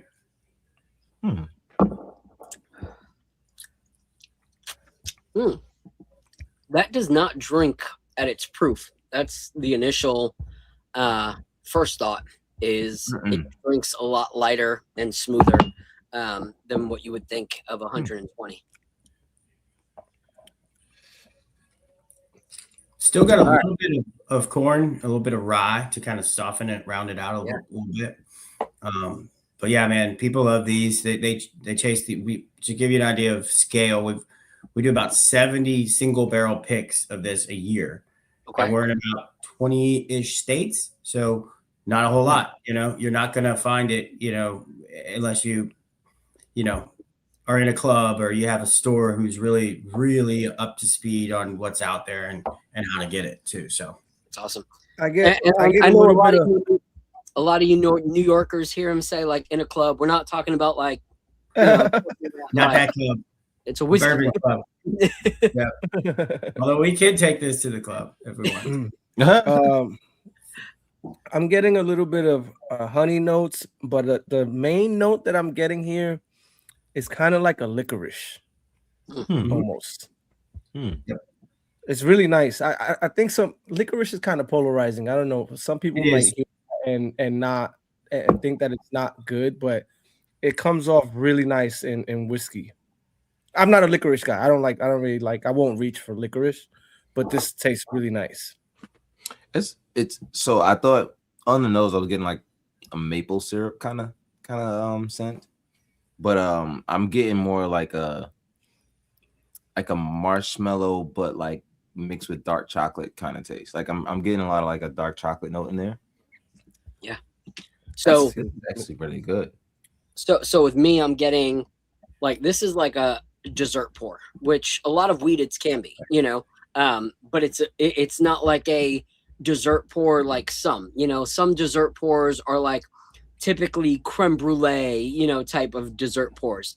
But this one I'm getting like milk chocolate, like let's say like a chocolate cookie with some like mint, like a mint chocolate chip type vibe to it. You get the mint notes in there. Yep. You get the chocolate, the milk chocolate notes in there.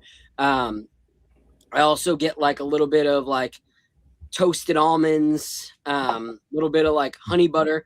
Like my favorite restaurants don't just have butter; they have like honey butter. Yeah, I said honey butter, and my wife came into the door. She's like, "Pass it over." Here you go. Oh, for sure. So that's what I get. I get like honey butter, mint chocolate chip, on a fresh baked milk chocolate cookie. Like this is delicious. And it's crazy because like you get the mint, that you would normally get mint. from a rye. Yeah, that's what I was gonna say. You know, so I think that's exceptional. I don't think I've gotten a mint note from a weeded before. Yeah, all the weededs I've tried, that's typically not a note that's in there. That is coming from that little rye, you know, content. Okay, but also that comes from, you know, overwhelmingly through our lineup. We use a certain type of barrel and a certain type of char that is going to kind of impact that flavor a little bit. We use West Tennessee white oak, and that is, you know, West Tennessee is kind of in our region, so it is specific to where we're located, and that gives almost all of our expressions a little bit of that. And then we use that number 4, you know, alligator char, right, with it kind of just burns it in. It's kind of stylistically going to be found in many of our products.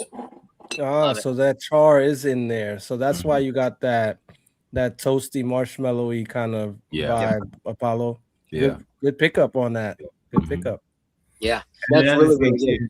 We go into the barrel at a relatively low entry proof, so we go in at 110 on this product, and so you're obviously seeing a spike in proof, but you know it's going to maintain a lot of the flavor and a lot of nuance because we're not going in at you know, many distilleries will go in a little higher. They'll go in 130, right? You're going to get too much alcohol, right? And it's kind of it kind of drowns out some of the profiles you're trying to pull, you know. So a low entry proof is kind of also indicative to some of our expressions. People really respond to that pretty well. I love it. I had a question real quick. We haven't spoken about the price points for the bottles yet. So what is the bonded typically cost, and what does this single barrel go for? Yeah, it's a good question. So one thing we like to do is, you know, we like to think we make whiskey the right way and we make quality products, but we don't want to charge crazy pricing. Like that's our motto, right? We want people to buy a bottle and not be afraid to open it and share it and drink it because we want you to buy a second one, right? So the bottle, I mean, that is kind of our ethos from top to bottom. So the bottle and bond sits on most shelves, depending on where you're at, what part of the country, about $49.99 to $54.99. So right in that sweet spot, you know, hey, good price. I'm not afraid to buy it and open it because, you know, it's not going to hurt the wallet too much. Our barrel picks typically land between $59.99 to $65.99. Same thing, right? For an 8. So this is a 7-year product, cash strength. For $65, that's a pretty damn good deal, right? Yeah.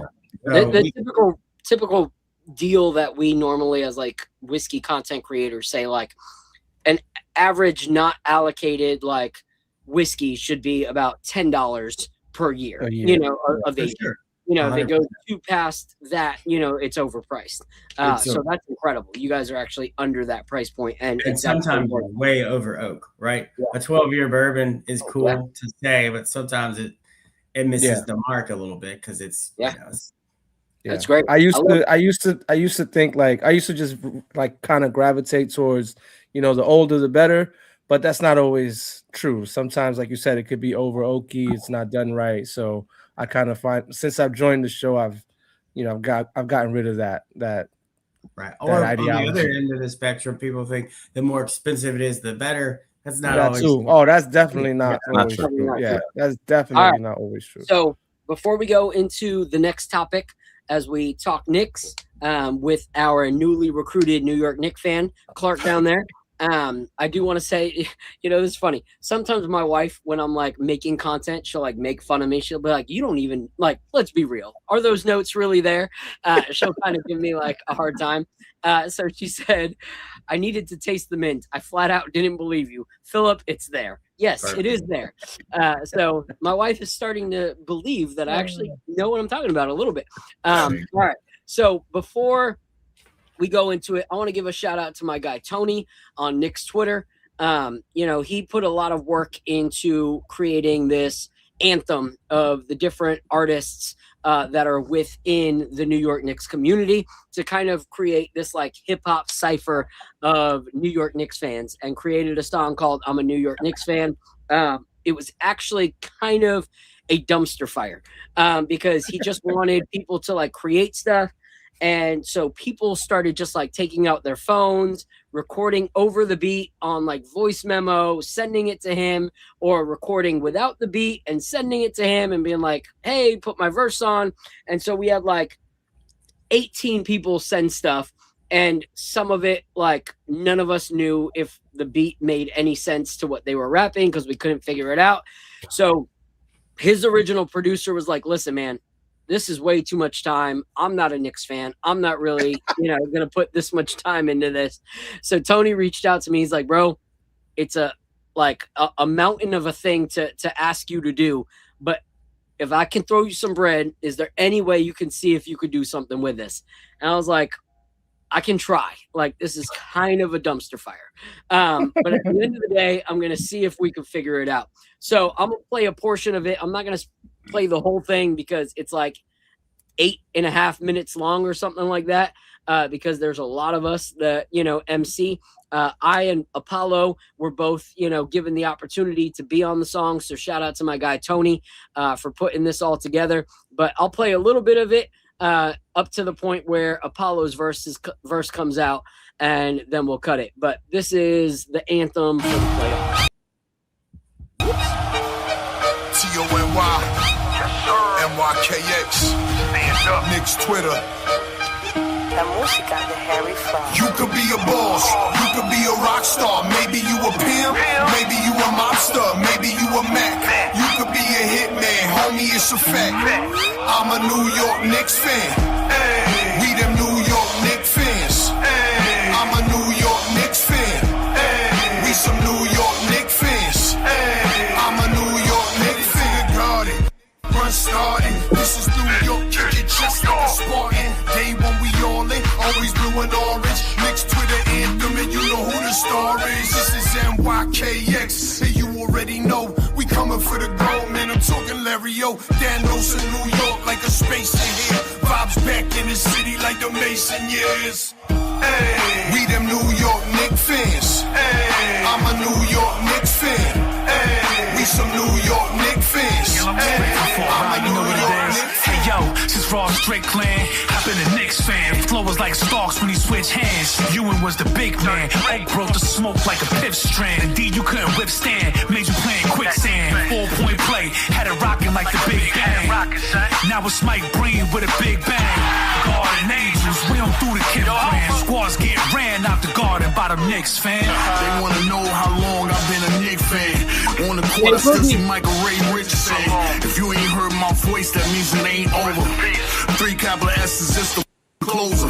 Everybody around me, they dripping orange blue. We going viral on this track, that means 1 million views. Don't get mad at the squad, cause you ain't popping. We got that Twitter post game when you leave the garden. Hey, we them New York Knicks fans. Hey, I'm a New York Knicks fan. Hey, we some New York Knicks fans. Hey, I'm a New York Knicks fan. It's no surprise, I see blue and orange skies. We in a Della bag, cause we know our stakes is high. Our city never sleeps and our squad stays gritty. We've been dreaming of this moment, secret life of Walter Mitty. Welcome to the Knicks Nightcap. I say swishin' and sippin'. Raise a toast to our squad, cause we don't fear the competition. Snapping on the court like Thanos, and game is what matters. We've been waiting long enough, let's raise something in the rafters.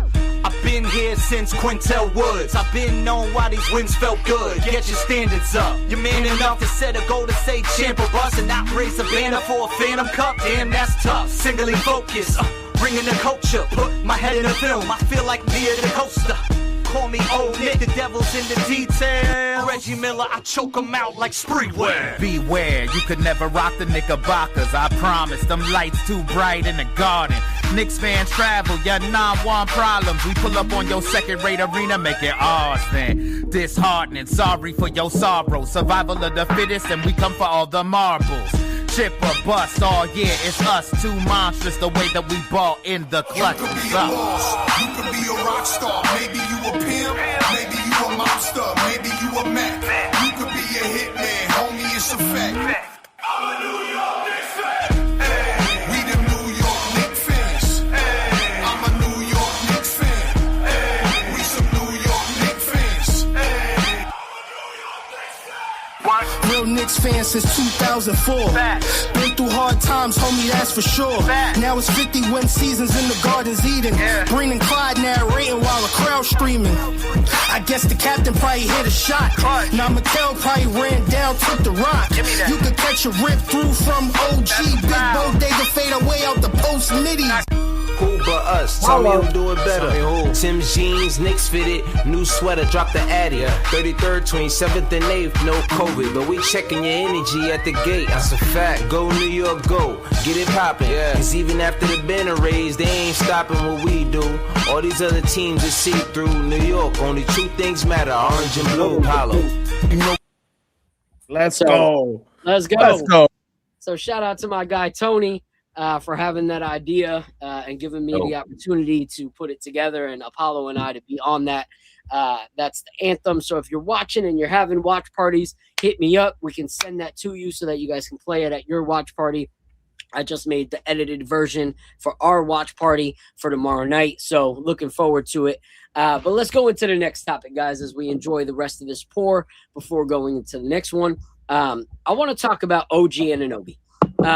Because I feel like OG is the kind of player that, with everything that's going on with Karl Anthony Towns and everything that's going on with Jalen Brunson, a performance like OG's can go unnoticed. And I don't want it to go unnoticed because it makes a huge difference. Like we said, Champagne was destroying us. Like, he was destroying us until we switched and Mike Brown put OG on him. And then he completely contained him. That was a huge, drastic change for us and the trajectory of our game, because he went from shooting lights out in the first half. And if you look, even going into the first half, he was cocky as can be. He was 5 for 6 going into the half after that last shot, banging his chest, going up to his teammates, ego on cloud like 9, like level 11 ego. And then OG comes in and in the second half detains him, and he goes 0 for 5 from the rest of the game. And those are things that we can't ignore, because if he would have gotten another 7 threes in that, second half, the game's different. The game's completely different. But OG made that huge impact.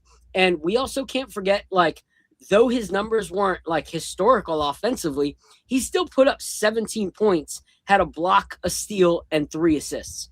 And so for me, he is that difference maker, because OG and Cat can continue to be elite, but you still need someone like OG that you can bank on offensively and defensively. So what are your thoughts on OG and Anunoby so far in that first game, Al? Well, everyone's talking about how Jalen Brunson closed the game, but Jalen Brunson had 13 points in the fourth. OG Anunoby had 12 in the fourth quarter. He went off when one of those threes was in Wembanyama's face. Yeah. He just straight up was like, whatever, I'm shooting this in your face, all net. Yeah. He was balling, bro. And obviously everybody knows what he does on the defensive end. He shut down Champagne, which dude is known to be a Nick killer at this point, man. He dropped 11 threes on us during the regular season and was trending in a bad direction again in game 1 of the finals. So, man, where will we be without him and his performance last night, man? To score 12 points in the fourth quarter, that's huge. That's huge. We needed every last one of those points to help us get across the finish line. Brunson had 13. Between him and Brunson, they had 25 in the fourth, and the Knicks scored 29 points in the fourth quarter. So he basically carries the load with him. Dude is a beast, bro. Like you said, we have Cat, we have Jalen Brunson, and if they don't have it going, we really do have we have 2 other options. We have OG Anunoby, who can still go off. And remember, OG Anunoby dropped 28 points on them in the cup game. Mm-hmm. He's already comfortable against them. And then we also still have Mikal Bridges, who probably has a big game loading, because he also cooks the San Antonio Spurs. He dropped 41 on them on Christmas. He's ready to go off. So we have players that are not afraid of San Antonio. So if one guy's not going, we can pivot easily. But yeah, OG had a great performance last night. Even though it looks like he didn't, he only had 17 points, but it's the context. He had 12 in the fourth in the moments that mattered the most when we needed him the most. Exactly. Yeah. And so many people like even Miss Nixon-ish, I agree that brought us home. I mean, Jalen brought us home, but he didn't do it by himself. OG was riding shotgun. And so I've made music my whole life. Before I started doing photography full time and before I got married, my job was I made music in my band and we toured full time. And one thing that never got enough credit, like as the singer, I got mad praise, mad accolades. Everyone knew who I was, and that can be a hindrance, for a singer at times. But what people miss all the time is you could name the singer, you could probably name the guitarist, but 9 times out of 10, unless you're Dave Grohl, people weren't knowing the drummer's name. The drummer, yeah. Oh, yeah. But that band does not succeed without the drummer keeping everybody else on key, keeping everyone else in sync with one another. And I feel like OG is our drummer. And so many times we're looking at the lead singer and the guitar player. Even my guy Josiah, he was our guitar player. He was a drummer for a while.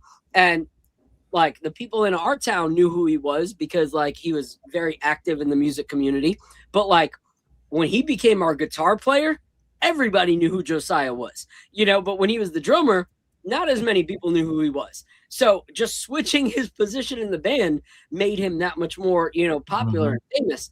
And so we got to realize that like we do not stay on pace.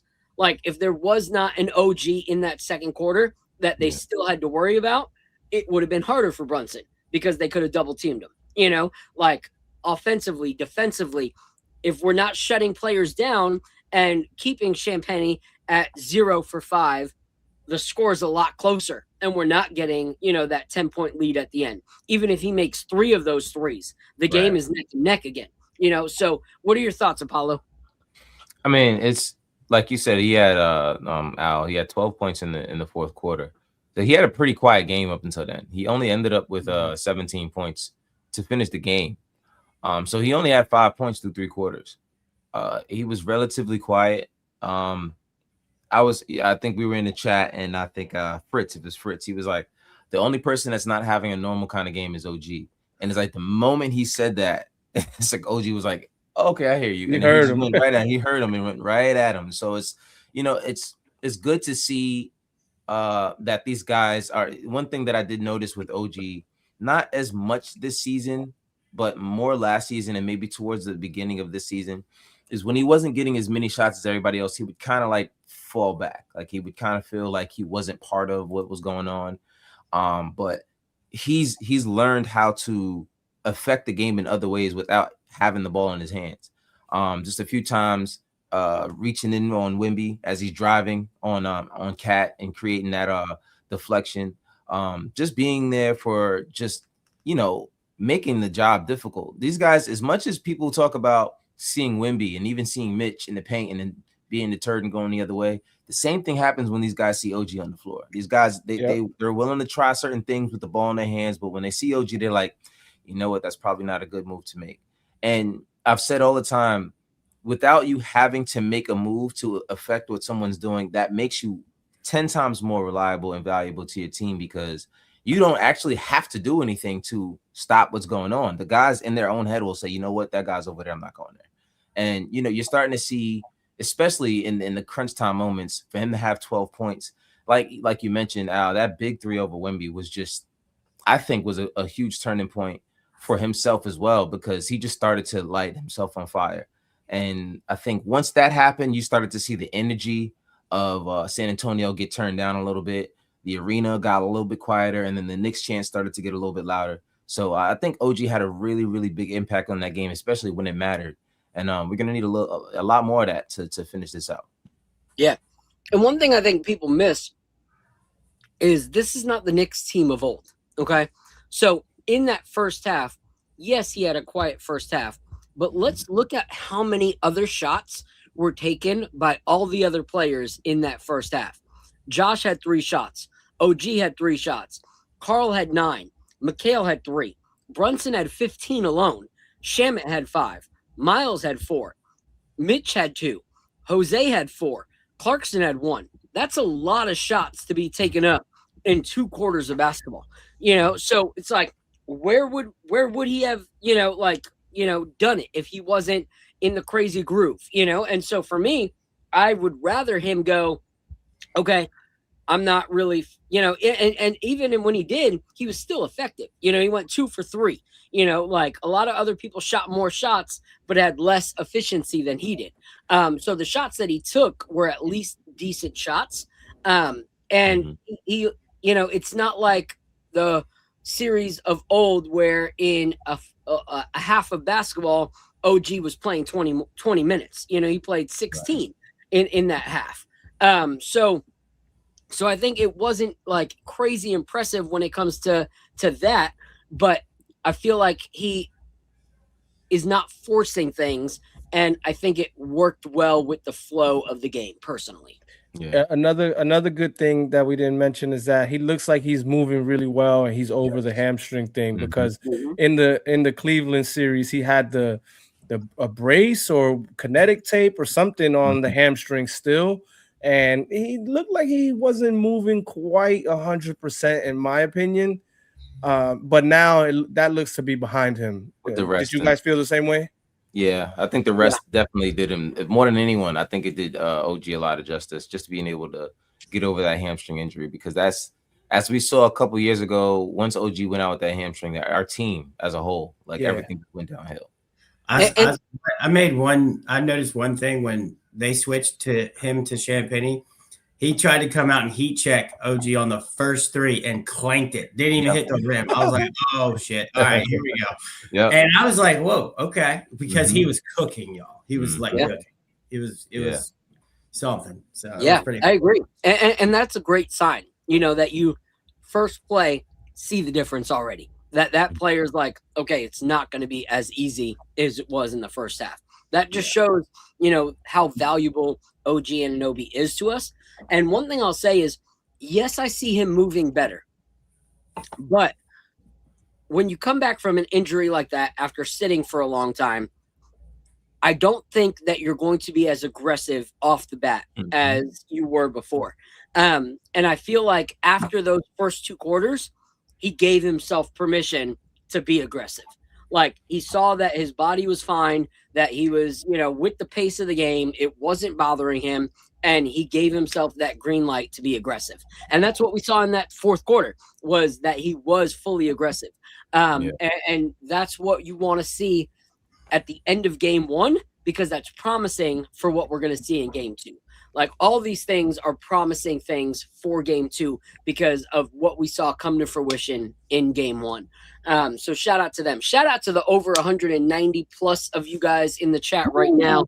We appreciate you guys rocking with us, continuing to see those numbers grow. Like I always say, if you're on Twitter, head on over and follow us and subscribe on YouTube. So let's wrap up this pour and go into the next one before Apollo has to call it a night, because we all know he's got toilets to clean in the morning. Here we go. You keep calling out those toilets, man. And I'll bring up my boy Joe when he goes down. I'll let Joe take your spot. All right. So are we going? Let's go Cask strength, because he can drink the hot toddy on his own. Oh, I just got excited for the Cask strength. This is a high rye. Oh yeah. Oh, okay. Let's go. I've been loving high rise lately. Yeah, Phil's got me into the rise, man. So hopefully this continues to follow suit. All right, Apollo. So this one is fun because we're in Tennessee, right? So everybody, you got to have a Tennessee whiskey, right? Now that as a category is small in comparison nationwide, but our second mash bill is this. This is our Old Dominick Bourbon, and this is probably the one we're most known for right now, frankly. And I'll tell you why. It's 52% corn, so it still is a bourbon technically, if you're a stickler out there. But we call it a high rye because it's 44% rye. So it's damn near a rye whiskey, right? It has all the spice, all the pepper, all the punch from that rye, but it's got a little bit of caramel, sweet notes to back end, kind of balance it out a little bit. Y'all are drinking it at Cask strength. It's probably 120. You got to check the bottle. This one is 119. 119. Yeah. I'll tell you why that's important. We do 6 barrel batches at a time. So each batch is going to be blended to profile for that same taste, but it'll vary in proof. So it'll be 118 one day when you get it on the shelf. Next time you come back, it could be 121, 124. It's always going to be the 6 barrels hand-picked, blended together. And we love that proof. But I blind this all the time with people, and then I tell them the proof afterwards, and they're like, holy crap, like, wow. Because it's not all about the proof here. It's more about the punch from that rye, with kind of that caramel, kind of soft back end that people really love, almost like a cherry cola, if that makes sense. I always try to use the most, you can understand what a cherry Coke tastes like, right? Yeah. Mm-hmm. It's kind of got that profile. Yeah. Yeah, I smell the cherry on the nose. All right. And so we'll dive into this pour. It's also 6 years old, minimum barrels. So you're still got a nice age to it. We're not talking about 3-year-old whiskey. And you can see Al, like the legs on it. I mean, it's there, right? Yeah. Yeah. It also goes in a number 4 char barrel as well. So a lot of that oak and flavor kind of stays with it. I love the color. This is a beautiful color for bourbon. Yeah, she got legs on her. This is like rap video legs. All right. Yeah, it's the only thing that song was missing. Okay. Shout out to Roberto Torres jumping in after we win our ring. Sign Cat long term for 40 with the savings and chips. Get Isaiah Hartenstein. Hey, you never know. Hart kind of, didn't deliver as much as I wanted this year, but he also was a little bit injured. So maybe he comes back for a lesser amount than we would have signed him in the first place. But we see what happens in the offseason. I'm getting that like that cherry cola kind of thing that you had mentioned. I'm tasting a little bit of cherry in there.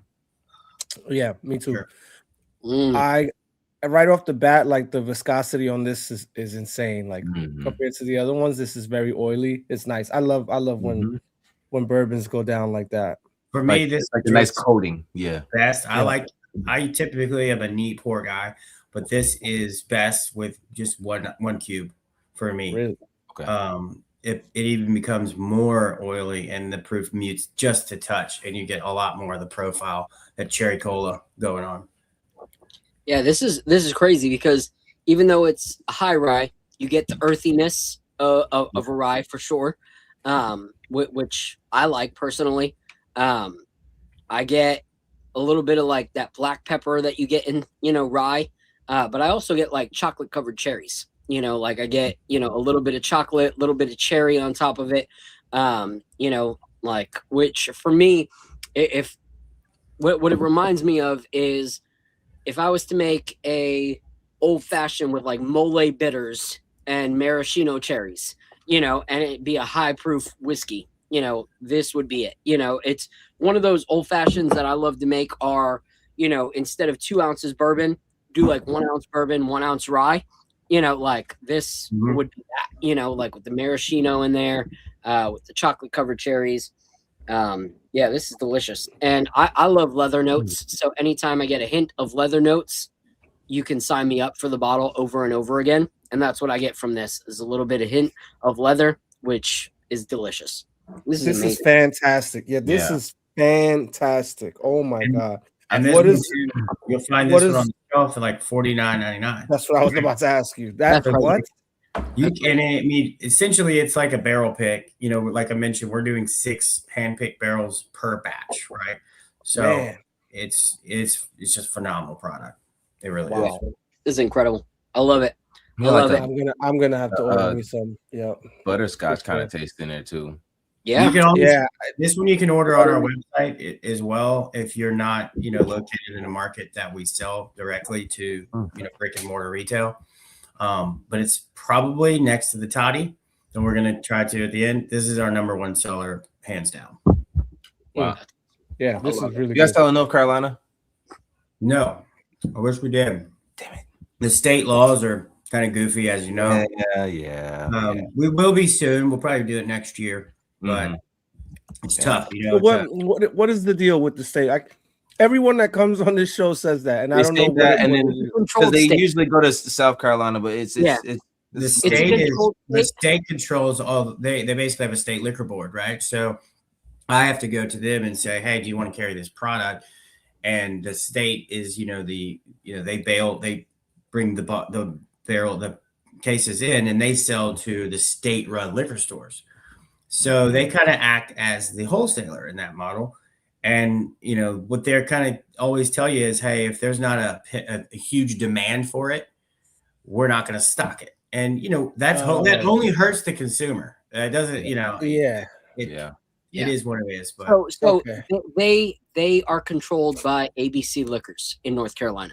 So there's only one store that you can find anything at. Like even Total Wine is not Total Wine and Spirits there. It's just Total Wine. It's just That's Total all you Wine. can get they is just have wine and beer there. And so everything, even when it comes to the stores, the restaurants can only sell alcohol that is approved by that. So it has to be bottles that can actually be purchased in stores. So if Old Dominick was approached by a restaurant like, oh, we would love to create a cocktail with you, they can't do it because it's not in North Carolina. So that's why most people in North Carolina, it's actually really funny because my mom lives in Charlotte near Apollo.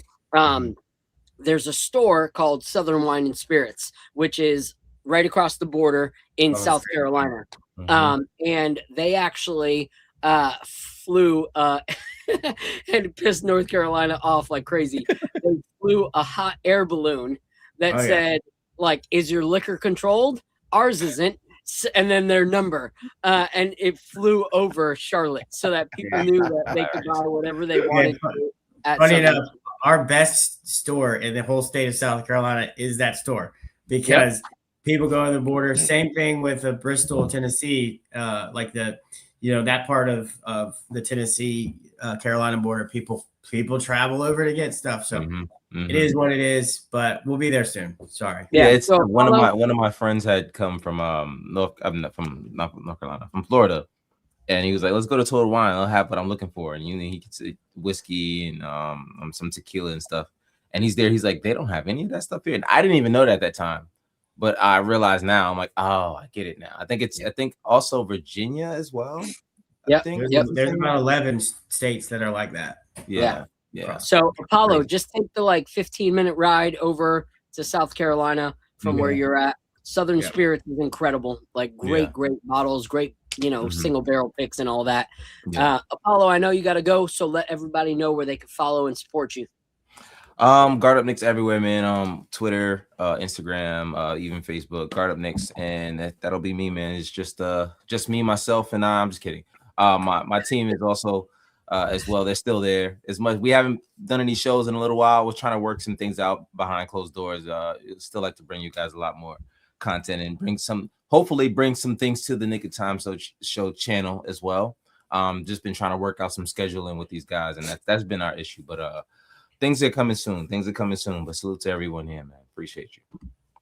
Appreciate you, bro. Have a good morning. All right, Apollo. Have a good night, man. I look forward to texting you after we win game 2 tomorrow night. Yep. I'll see you later. Clark, man. See you, man. Nice to meet you. Have a good one. You're on mute. You're on mute, Phil. What up, Joe? How you doing, bro? Yo. All right. So we're going to talk about, the next topic. All right. Before we go into the last pour, say our predictions for tomorrow and our good nights. I want to talk about Josh Hart. Historic night for Josh Hart. And a lot of people may look at the fact that he had 3 points and be like, how much are we paying for a guy that scored 3 points? And that just shows that they don't know ball, like in any way, shape, or form. This guy is the size of a point guard and had 15 rebounds, 6 assists, 4 steals, and a block in 26 minutes. We don't win last night without Josh Hart. Like, yeah, we don't. We don't win without Josh Hart. Like, he has been our glue guy since day one of being a New York Knick, and he continues to be that glue guy. So I'll go to you first, Joe. What do you think of Josh Hart's performance last night, and how important is he on this road to getting a chip, actually winning the finals? How important is he to us? Yeah, man. Josh Hart, he's huge, man. I was loving watching him play. Just all those rebounds he was getting out of nowhere, man. He was just, keeping us in it. And you need that. You need someone that's going to get those hard rebounds, because there was times during that game where we kind of felt like we were losing life, and he would get a big rebound for us, and we would get right back in it too, So, hey, man, there's not enough you could say about Josh Hart, even though he only had 3 points. I wasn't looking for him to shoot all these shots, I wanted him to just play his game, just try to be a connector. Be the guy that's getting the hockey assist, Move the ball in transition. Make sure we're beating them when it comes to terms of pace, because I felt like we were trying to play fast, right? But at a certain point, I almost felt like we really didn't even need to play that fast, because the way that we play is like a very methodical game. Like, we can swing the ball. We can move, guys around. We could play our off-ball screens, which I'd like to see more of, because there's times where I want to see us play these actions to make the defense move, So, like I said, man, if we could just continue to play our game, Josh Hart can move the ball, play fast, faster pace, and move in transition, man, we'll be good. So, I know you guys were talking about Cat earlier. I just wanted to say, man, no one can stop Cat. He's like a train when it comes to operating in the paint. So, dude, he was a beast on the offensive glass last night too. He was dominant. Yeah, and when it comes to us being down points, man, like I said, it's very important for our team. We can play from behind and we can come back. That's our MO. And I don't know many other teams that can be down 20-something points and can come back and not even blink. Who's doing that? Without shooting a ton of threes. We've been doing this team has been doing this since last year. Remember, we had some crazy comebacks last year and last year. So I mean, at the end of the day, we're the true Goliath. This NBA, this narrative, they need to bend to us. There's no more of us having to bend to their narrative. We're the Goliath in this series. I don't know how they put us at the underdogs. It didn't make any sense to me. We're the much better team. I had a sweep in this series before it started. I had a conversation with this guy on a random panel I joined, and I joined the panel on him. I said, "Yo, guys, I got the Knicks sweeping the Spurs in 4 games." And all of them started laughing at me immediately, going, "Oh, yeah, sweep." They're like, "Sweep?"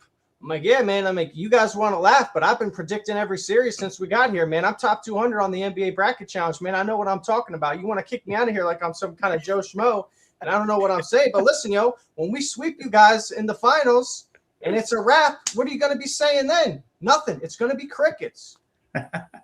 Yeah. So, yeah, I agree there. When it comes to Cat, I'll since you jumped to Cat, and I'll throw it to Al about Josh. What I love about Cat is he's doing all the things we need him to do without doing all the things that were hindering him earlier in the season. You're not seeing that crazy chicken wing elbow every time he drives to the paint.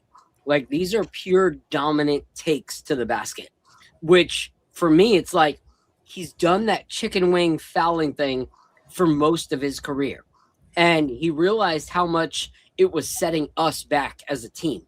And he made those improvements. Those are things you cannot take away from a player. A player has done the same thing for 13 years.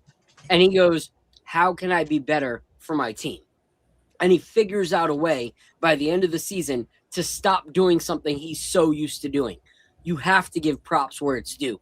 Karl Anthony Towns has developed as a player to a whole new star level this year in the second half of the season, and especially in the playoffs. What are your thoughts on Josh Hart, Al?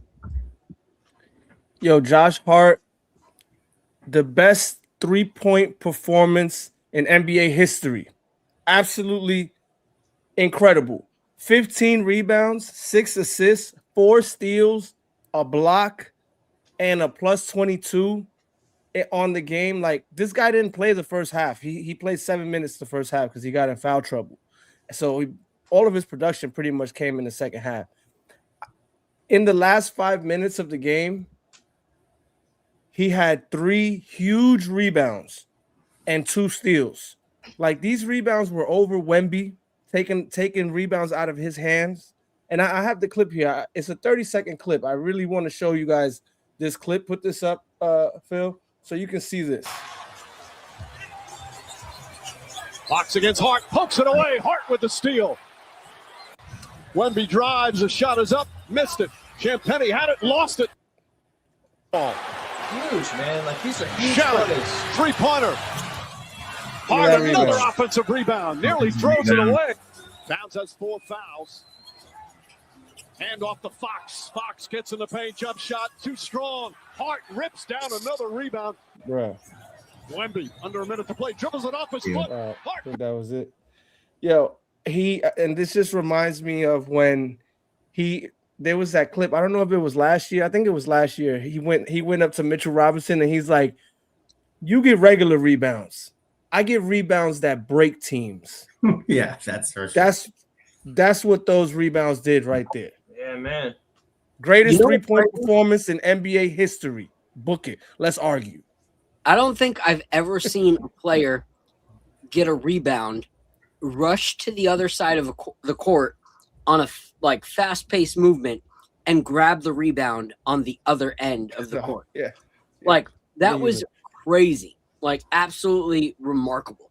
Like, there's a lot of good things you can say about him. I don't know ball like y'all, but I don't have stats, but I'll give you one thing. He reminds me, he impacts the game at times. I mean, he can score, clearly. But he didn't have to score last night. Y'all remember my boy Tony Allen from the Grit and Grind Grids? Yeah. Like, he doesn't need to score. He didn't even take a shot half the time. But you just know, like, when you need a board or you need to stop or you need to change the pace, like, he's the guy that gets it done. He changes the dynamic of what's going on up there. Yeah, I love it. All right, before we do our last pour and go into our last topic, I'm going to do my now run that back. All right. And this is my now run that back from my guy, Apollo.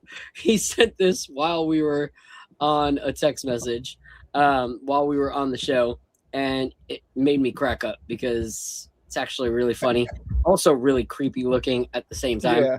Yeah. So here we go.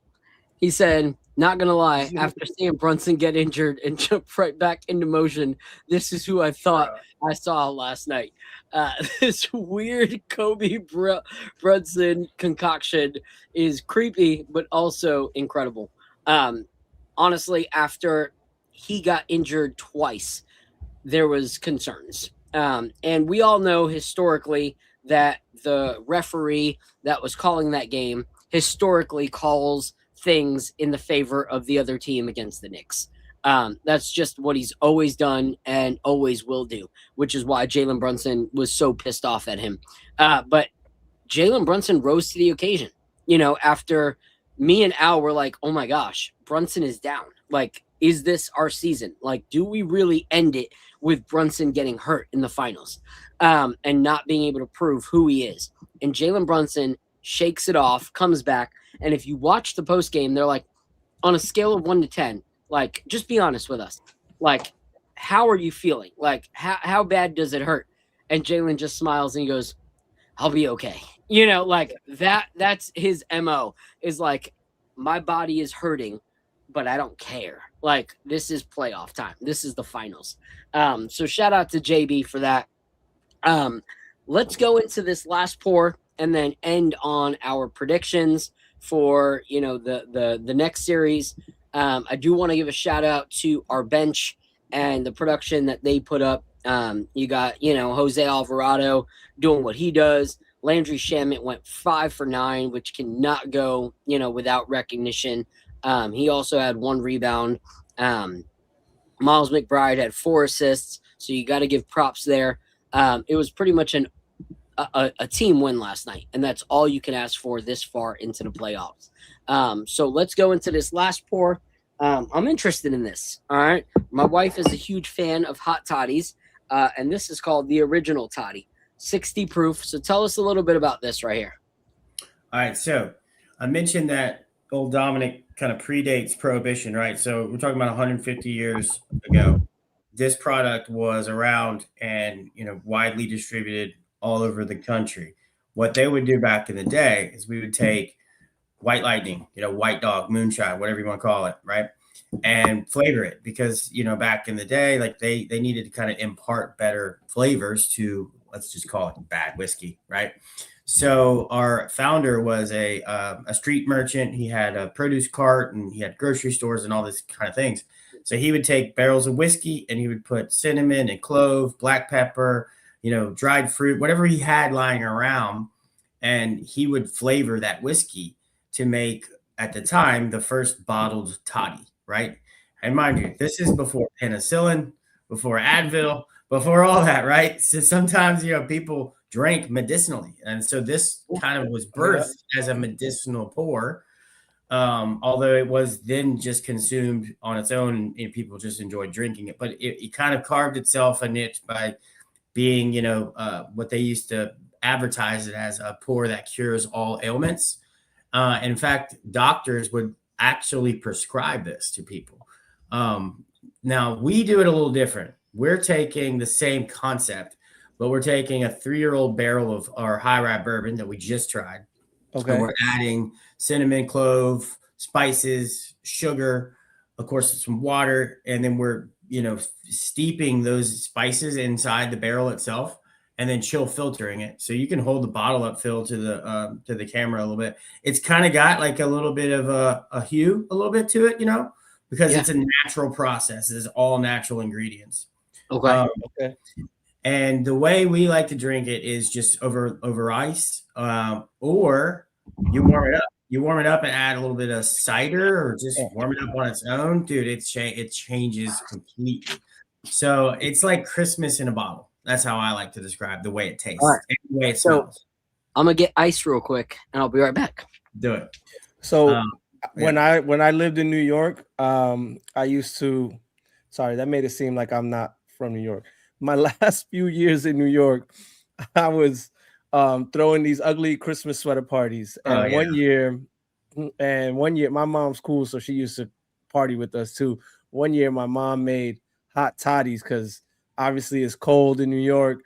And that was so that's like a core memory. It was so good.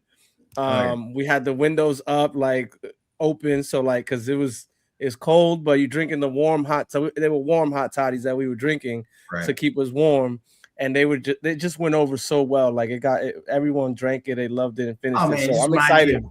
It reminds me of hanging out, just being, being around friends. Like that's kind of this particular one is supposed to be shared, if that makes sense. Yeah. So it says shake before. Is that because there's so many additives in it to make sure that they're all okay? I mean, it's shelf stable in a sense, but it's hand done, right? So there's no preservatives, no additives to it. So that's why we put it on the bottle. I shake it up a little bit, but and it's low proof, it's not a low ABV type thing, which now is very, a big craze. Not for me, I don't love it, but but ready, but the other these ready to drink cocktails are a bit of a craze. They're too, huge, right? huge right now. Yeah. And the way I like to make an old fashioned, as you were talking about this earlier, Phil, maybe mixing a little bourbon and rye. I take an ounce and a half of bourbon and a half ounce of this, and you're out the door. It's literally that's a perfect spicy old fashioned. And Bill likes to make cocktails too. Yeah, love it. This smells awesome. And my wife, what I love about this is whenever we're sick, we're like, hey, let's make a hot toddy. So this would be incredible to just throw in the microwave. I tell a lot of people, if you do that, which a lot of people do, you got to go get bourbon, honey, all this other stuff. You get this, you pour it right out of the bottle and you're good to go. I love it. I love it. All right. So let's grab it for this and we'll talk about this. I want to play this video real quick. So, one thing that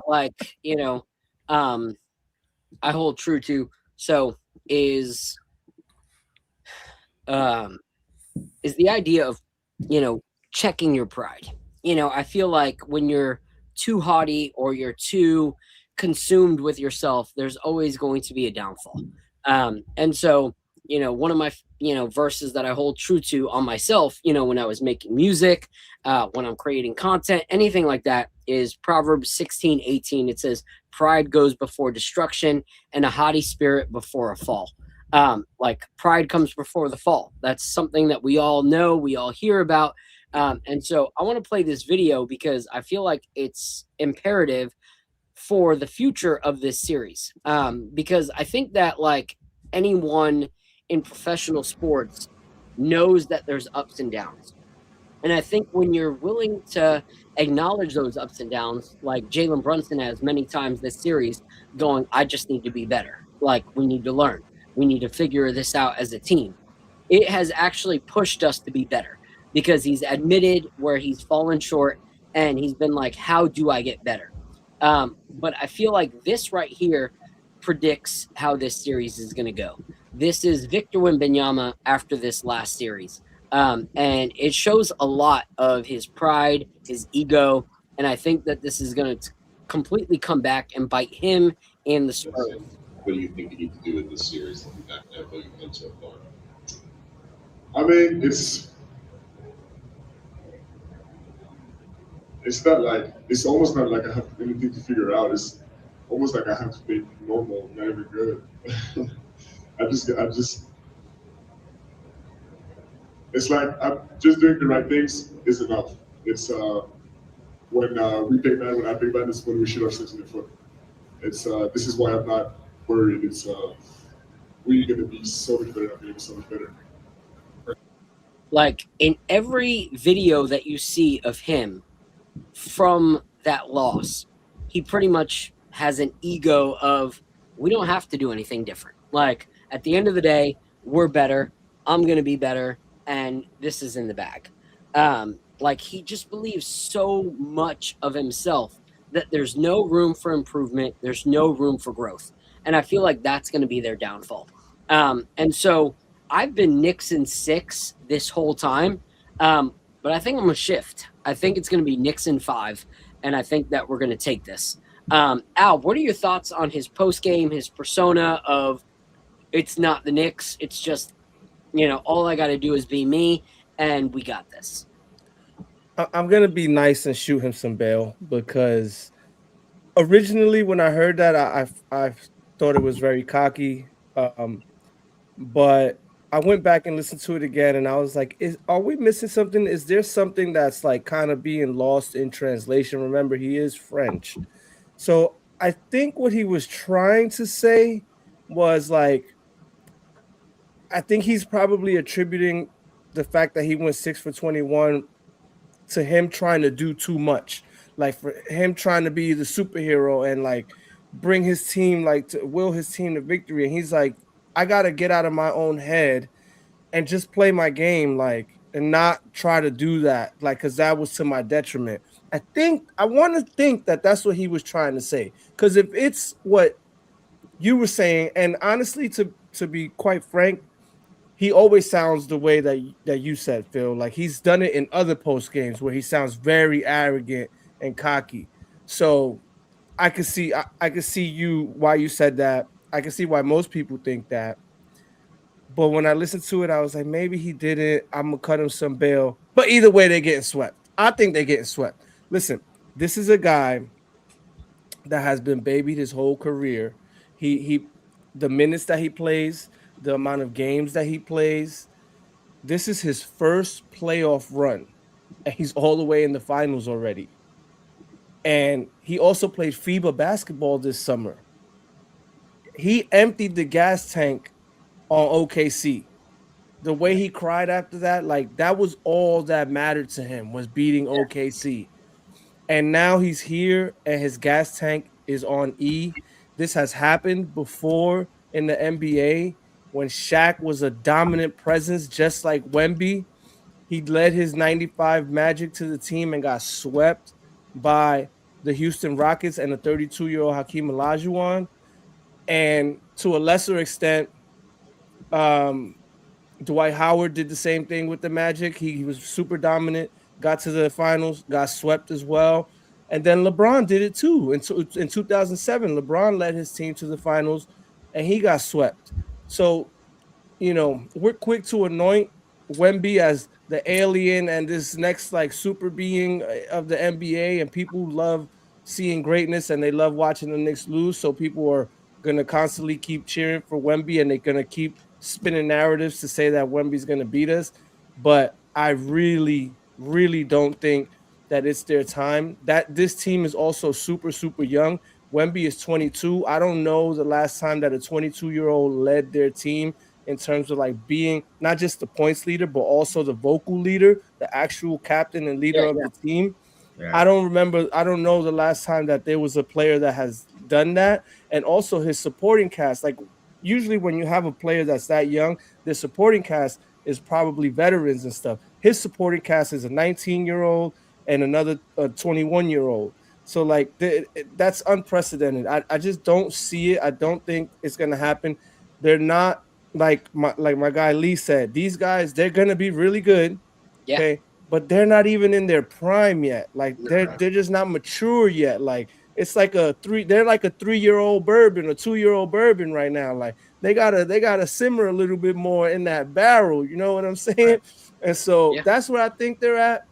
I think they're gonna lose this game, this series. And in the years to come, they're going to be a force. But right now, this is going to be their learning lesson, and this is our time. It's not their time right now. I think that's a great point. The only thing I'll push back on is in the rest of the interview, I feel like with humility comes a form of accountability. His whole thing was, I'm not worried in the slightest. He continued to say that, throughout the postgame. I agree with you that this team is young and they're going to mature. I feel like they are already a great team. And I feel like give it another 2 years and they could have a dynasty. They could be the team for 3-4 years back to back. Because they're young. They still have picks. They still have, pieces that they can move. You imagine, him, Vassell, Castle, Champagny, and, moving Harper even to the bench. Harper's good, but imagine bringing someone else, into that, lineup. They just have the opportunity to continue to grow and thrive, which I'm glad the Knicks' time is right now. Because I think in 2 years, we'd have to make some serious changes for the development of what they're going to do. But I feel like they are young. Their coach is young in his amount of experience, and all that's going to come with time, and they are going to be a legacy kind of team. Well, look, even like what he's saying in the post games is going to be a learning lesson to him, right? You can see the immaturity there. You can see the immaturity up and down the organization, the way that the Spurs played like these cartoon sounds when they would introduce the Knicks starting five, like trolling the Knicks. Is like, why are you poking the bear?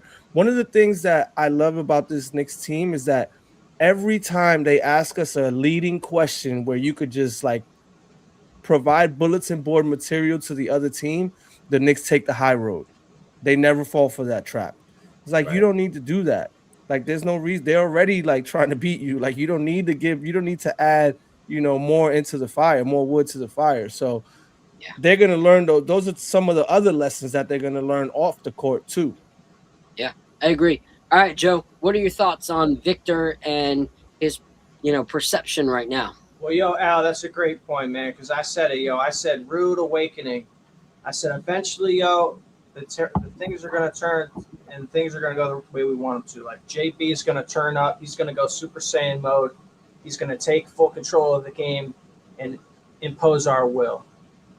And that's what's been happening, So when it comes to the Knicks, man, I've been saying this team's got fight, man. I've been saying this team's got grit. Like, we can beat anybody as long as we don't beat ourselves. It doesn't matter who the opponent is. Wemby, I don't care. He's an alien. Well, guess what? We're the Men in Black. So straight up. I love that. I had a friend of mine, my guy, Dram Daddy. who's part of like the whiskey community, and he said something about like, I hope Jalen does well because he's originally from Chicago and I'm from Chicago. But at the end of the day, you guys can't handle the alien. And I was like, just done like recording and releasing the, album with Tony. And I was just in like bar mode. And I was just like, yo, remember, even E.T. got sent home, and like he's the most famous alien of all time. And, he got sent home. And so that's how I feel as well. I think that it's going to be, I thought it was Knicks in 6. I think it's going to be Knicks in 5. I'd love a sweep, but I think that either the next game, I feel like they're going to do everything to not disappoint San Antonio after like a huge year of support from San Antonio. I feel like they're going to either try to, keep it alive and, make the series go at least, to 5. So I feel like if they win, it'll be this next game.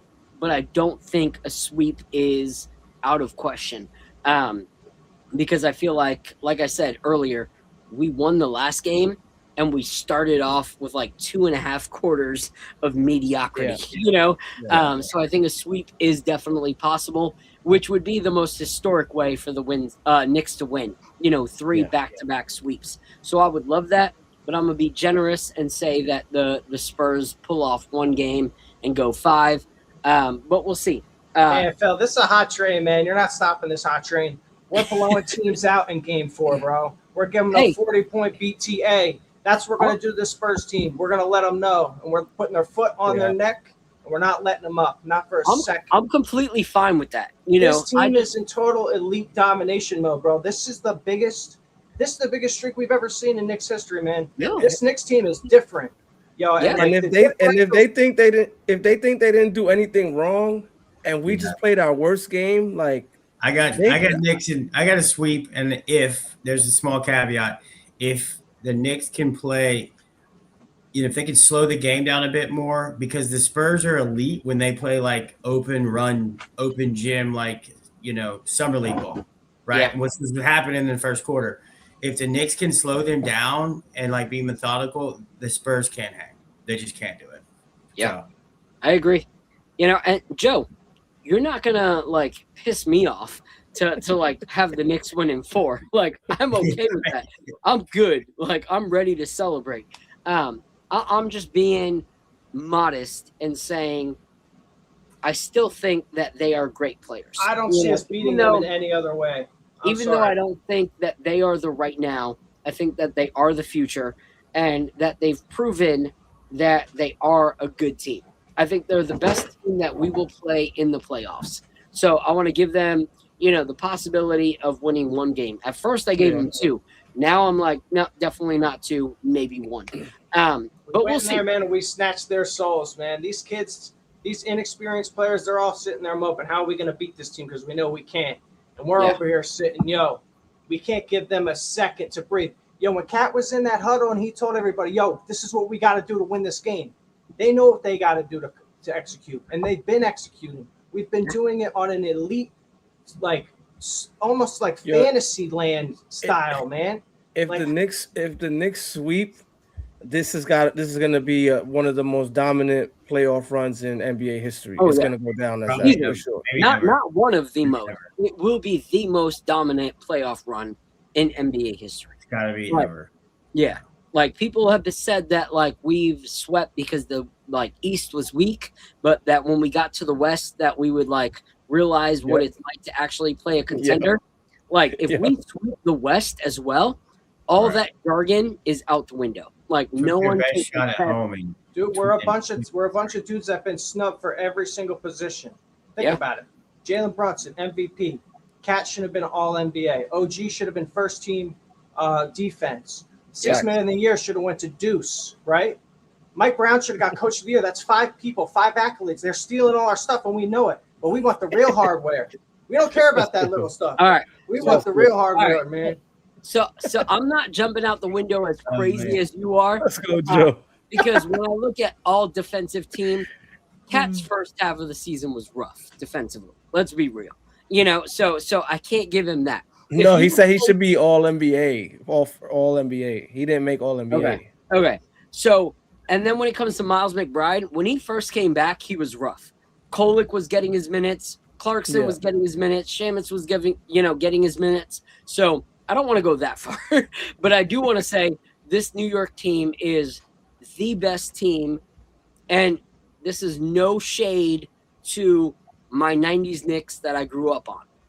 This is the best from top to bottom roster of a New York Knicks team I have ever witnessed in my life. Yeah, and it's not close. You can battle with the starters, that's fine, but when it comes to top to bottom from 1 to 10, this is by far the greatest New York Knicks team I have ever seen. And so I celebrate that. I also want to celebrate this pour real quick. Clark, this is awesome. I'm getting real quick, I'm getting ginger snaps, which I love ginger snaps. Those things are delicious. So I get ginger snaps. I'm getting a little bit of, cinnamon. I'm getting a little bit of, allspice. The spice is definitely there. And a little bit of honey. This is a great, great pour, especially on ice. I like it a lot better on ice than not on ice. So I think I'm gonna have to try it on ice because I didn't try it on ice. I'm gonna have to try that. Neat. The clove and spice is a lot more predominant, but that's what I'm tasting. It's a little bit sweeter, and the citrus comes out a little bit more. So it is truly two different spirits, which I think is fun too, depending on how you want. I was gonna say I was surprised you didn't mention the orange zest because I smell that on the nose very prominently. I smell it, but I don't taste it. You taste it with an ice cube for sure, or a little bit more. Yeah. So I love this. The only thing I'm gonna say about Old Dominick, I'm really bummed that the 8-year is sold out because I was reading up on an 8-year and that sounds absolutely delicious. That one sounded really cool with the whole cream soda smell and everything like that. I guess I gotta look at it. Releasing more in August, so stay tuned for that. I thought you were gonna say the only thing you're bummed about Old Dominick is that they didn't put a K in front of the N. Really went for it in terms of there we Old go. Dominick, baby, come on, man. Maybe we need to do a barrel pick for y'all and that would be crazy. That's what we need to do. So sick. Yeah. All right. Championship barrel pick. That's what we need. All right. That'd be awesome. Let everybody know where they could support what you guys are doing. Yeah, follow us along on socials. Just look up Old Dominick. If you're not in the state that we're sold in, go to our website.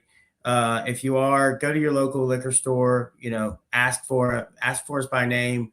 It's a hard game nowadays with the big boys dominate the marketplace. So if you find a craft brand, whether it's Old Dominick or somebody else, do me a favor and go ask for that by name and ask them to put it on the shelf because people like us are I think the backbone of the whiskey community. And so, follow us along and let's go Knicks. Get the title, baby. Thank you, bro. Seriously, appreciate you. So much, these pours were amazing. Having you on as a guest was a blessing. So thank you so much, Clark. Appreciate you, bro. Enjoyed it. Let's keep in touch. Thanks, guys. All right, bro. Take care. All right, Joe. Let everybody know where they can follow you, bro. Yeah, man. Yeah, you guys can follow me at the Most Optimistic Knicks Fan on YouTube. I got the shorts coming out, so you gotta check those out. I gotta follow you. Hold on, let me go follow you. And I got this one short out that's really funny. I literally just went to this guy's open panel just randomly on YouTube, and he's a 1993 Knicks fan that turned Pacer fan. So I had to cook him, and all that's on the short. So could you believe that? A guy that was a Knicks fan is now a Pacers fan. That's disgusting. I just found you. I just followed you. Thanks. Yeah, I appreciate that, man. So, but yeah, man, the Most Optimistic Knicks Fan on YouTube. Thank you so much for being part of it, bro. Appreciate you. We'll talk to you next week. Thanks for having me on, Phil, man. Salute to you, Al. Appreciate you. Peace, Joe. Let's go Knicks. All right. Reminder to everybody, tomorrow, me and Al will be right here at the Knicks watch party for Game 2 at North 30 alongside our family at the Tampa Bay area Knicks group. If you have any questions, concerns, anything like that, hit us up. We'd love to get, get those questions answered. Do us a favor, get there before 6:30 if you want a table. Like at the end of the day, we know by 7 p.m. you will be standing. And I can't create tables. Al can't create tables, but we'd love to have you guys there. So Al, let people know where they can follow you. Yo, Al from Harlem on Twitter and on Instagram. That's where I'm most active. I've been really focusing on Instagram a lot lately. So definitely catch me on Instagram. And also the Nick of Time show on YouTube. I'm on 2 different shows. I'm on this show, and I'm also on Nick Life Crisis, which is my other show, my original show, I would say, with my boy Ra, which is 2 40-year-old dudes, traumatic Knicks fans, navigating, the Knicks fandom and dad life, all the hilarious things with dad life. So if you could, resonate with that, that's a show for you. We're gonna go live on Saturday, 10 a.m. right now is the time we're gonna go live.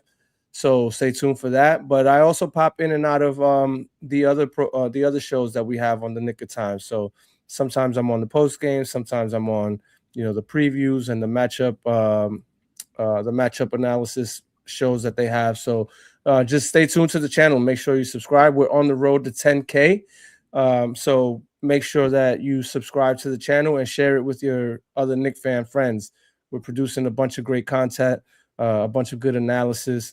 So we have a little bit of everything for everyone, right? So keep it locked with the channel. We got everything that you need there. But yeah, that's all the places that you can find me.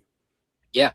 All right. So shout out to everybody that's rocking with us. We have 203 people that are still in the chat right now. Let's go. Seriously, thank you. That's been a blessing.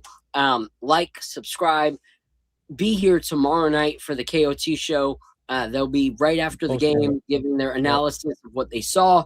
Lee, Ebony, possibly Ebony. She'll probably do a pregame show. But B, Ryan, Fritz, JLS, our whole crew will be here. Me and Al will be at the watch party, so we won't be a part of that. But we appreciate you guys. Thank you guys so much. If you drank responsibly. Please do not get behind the wheel. Take care of yourself. Like always, God bless. Shout out to my brother Al. Shout out to my brother Apollo. Shout out to all of the people that watched our show tonight. Shout out to Old Dominick for sending these pours that were absolutely delicious. Please make sure you support them. And until next time, God bless. And let's go Knicks. Let's get tomorrow's game. Appreciate you guys.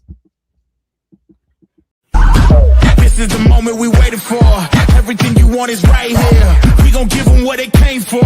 We gon' take it up from last year. Shoot on my shot, boy, I'm long range. Me and the team on the same thing. Stayed down, never switched up. Only thing changed was the game. I'm in the zone now. Nothing can change what we on now. When I pull up, know it's going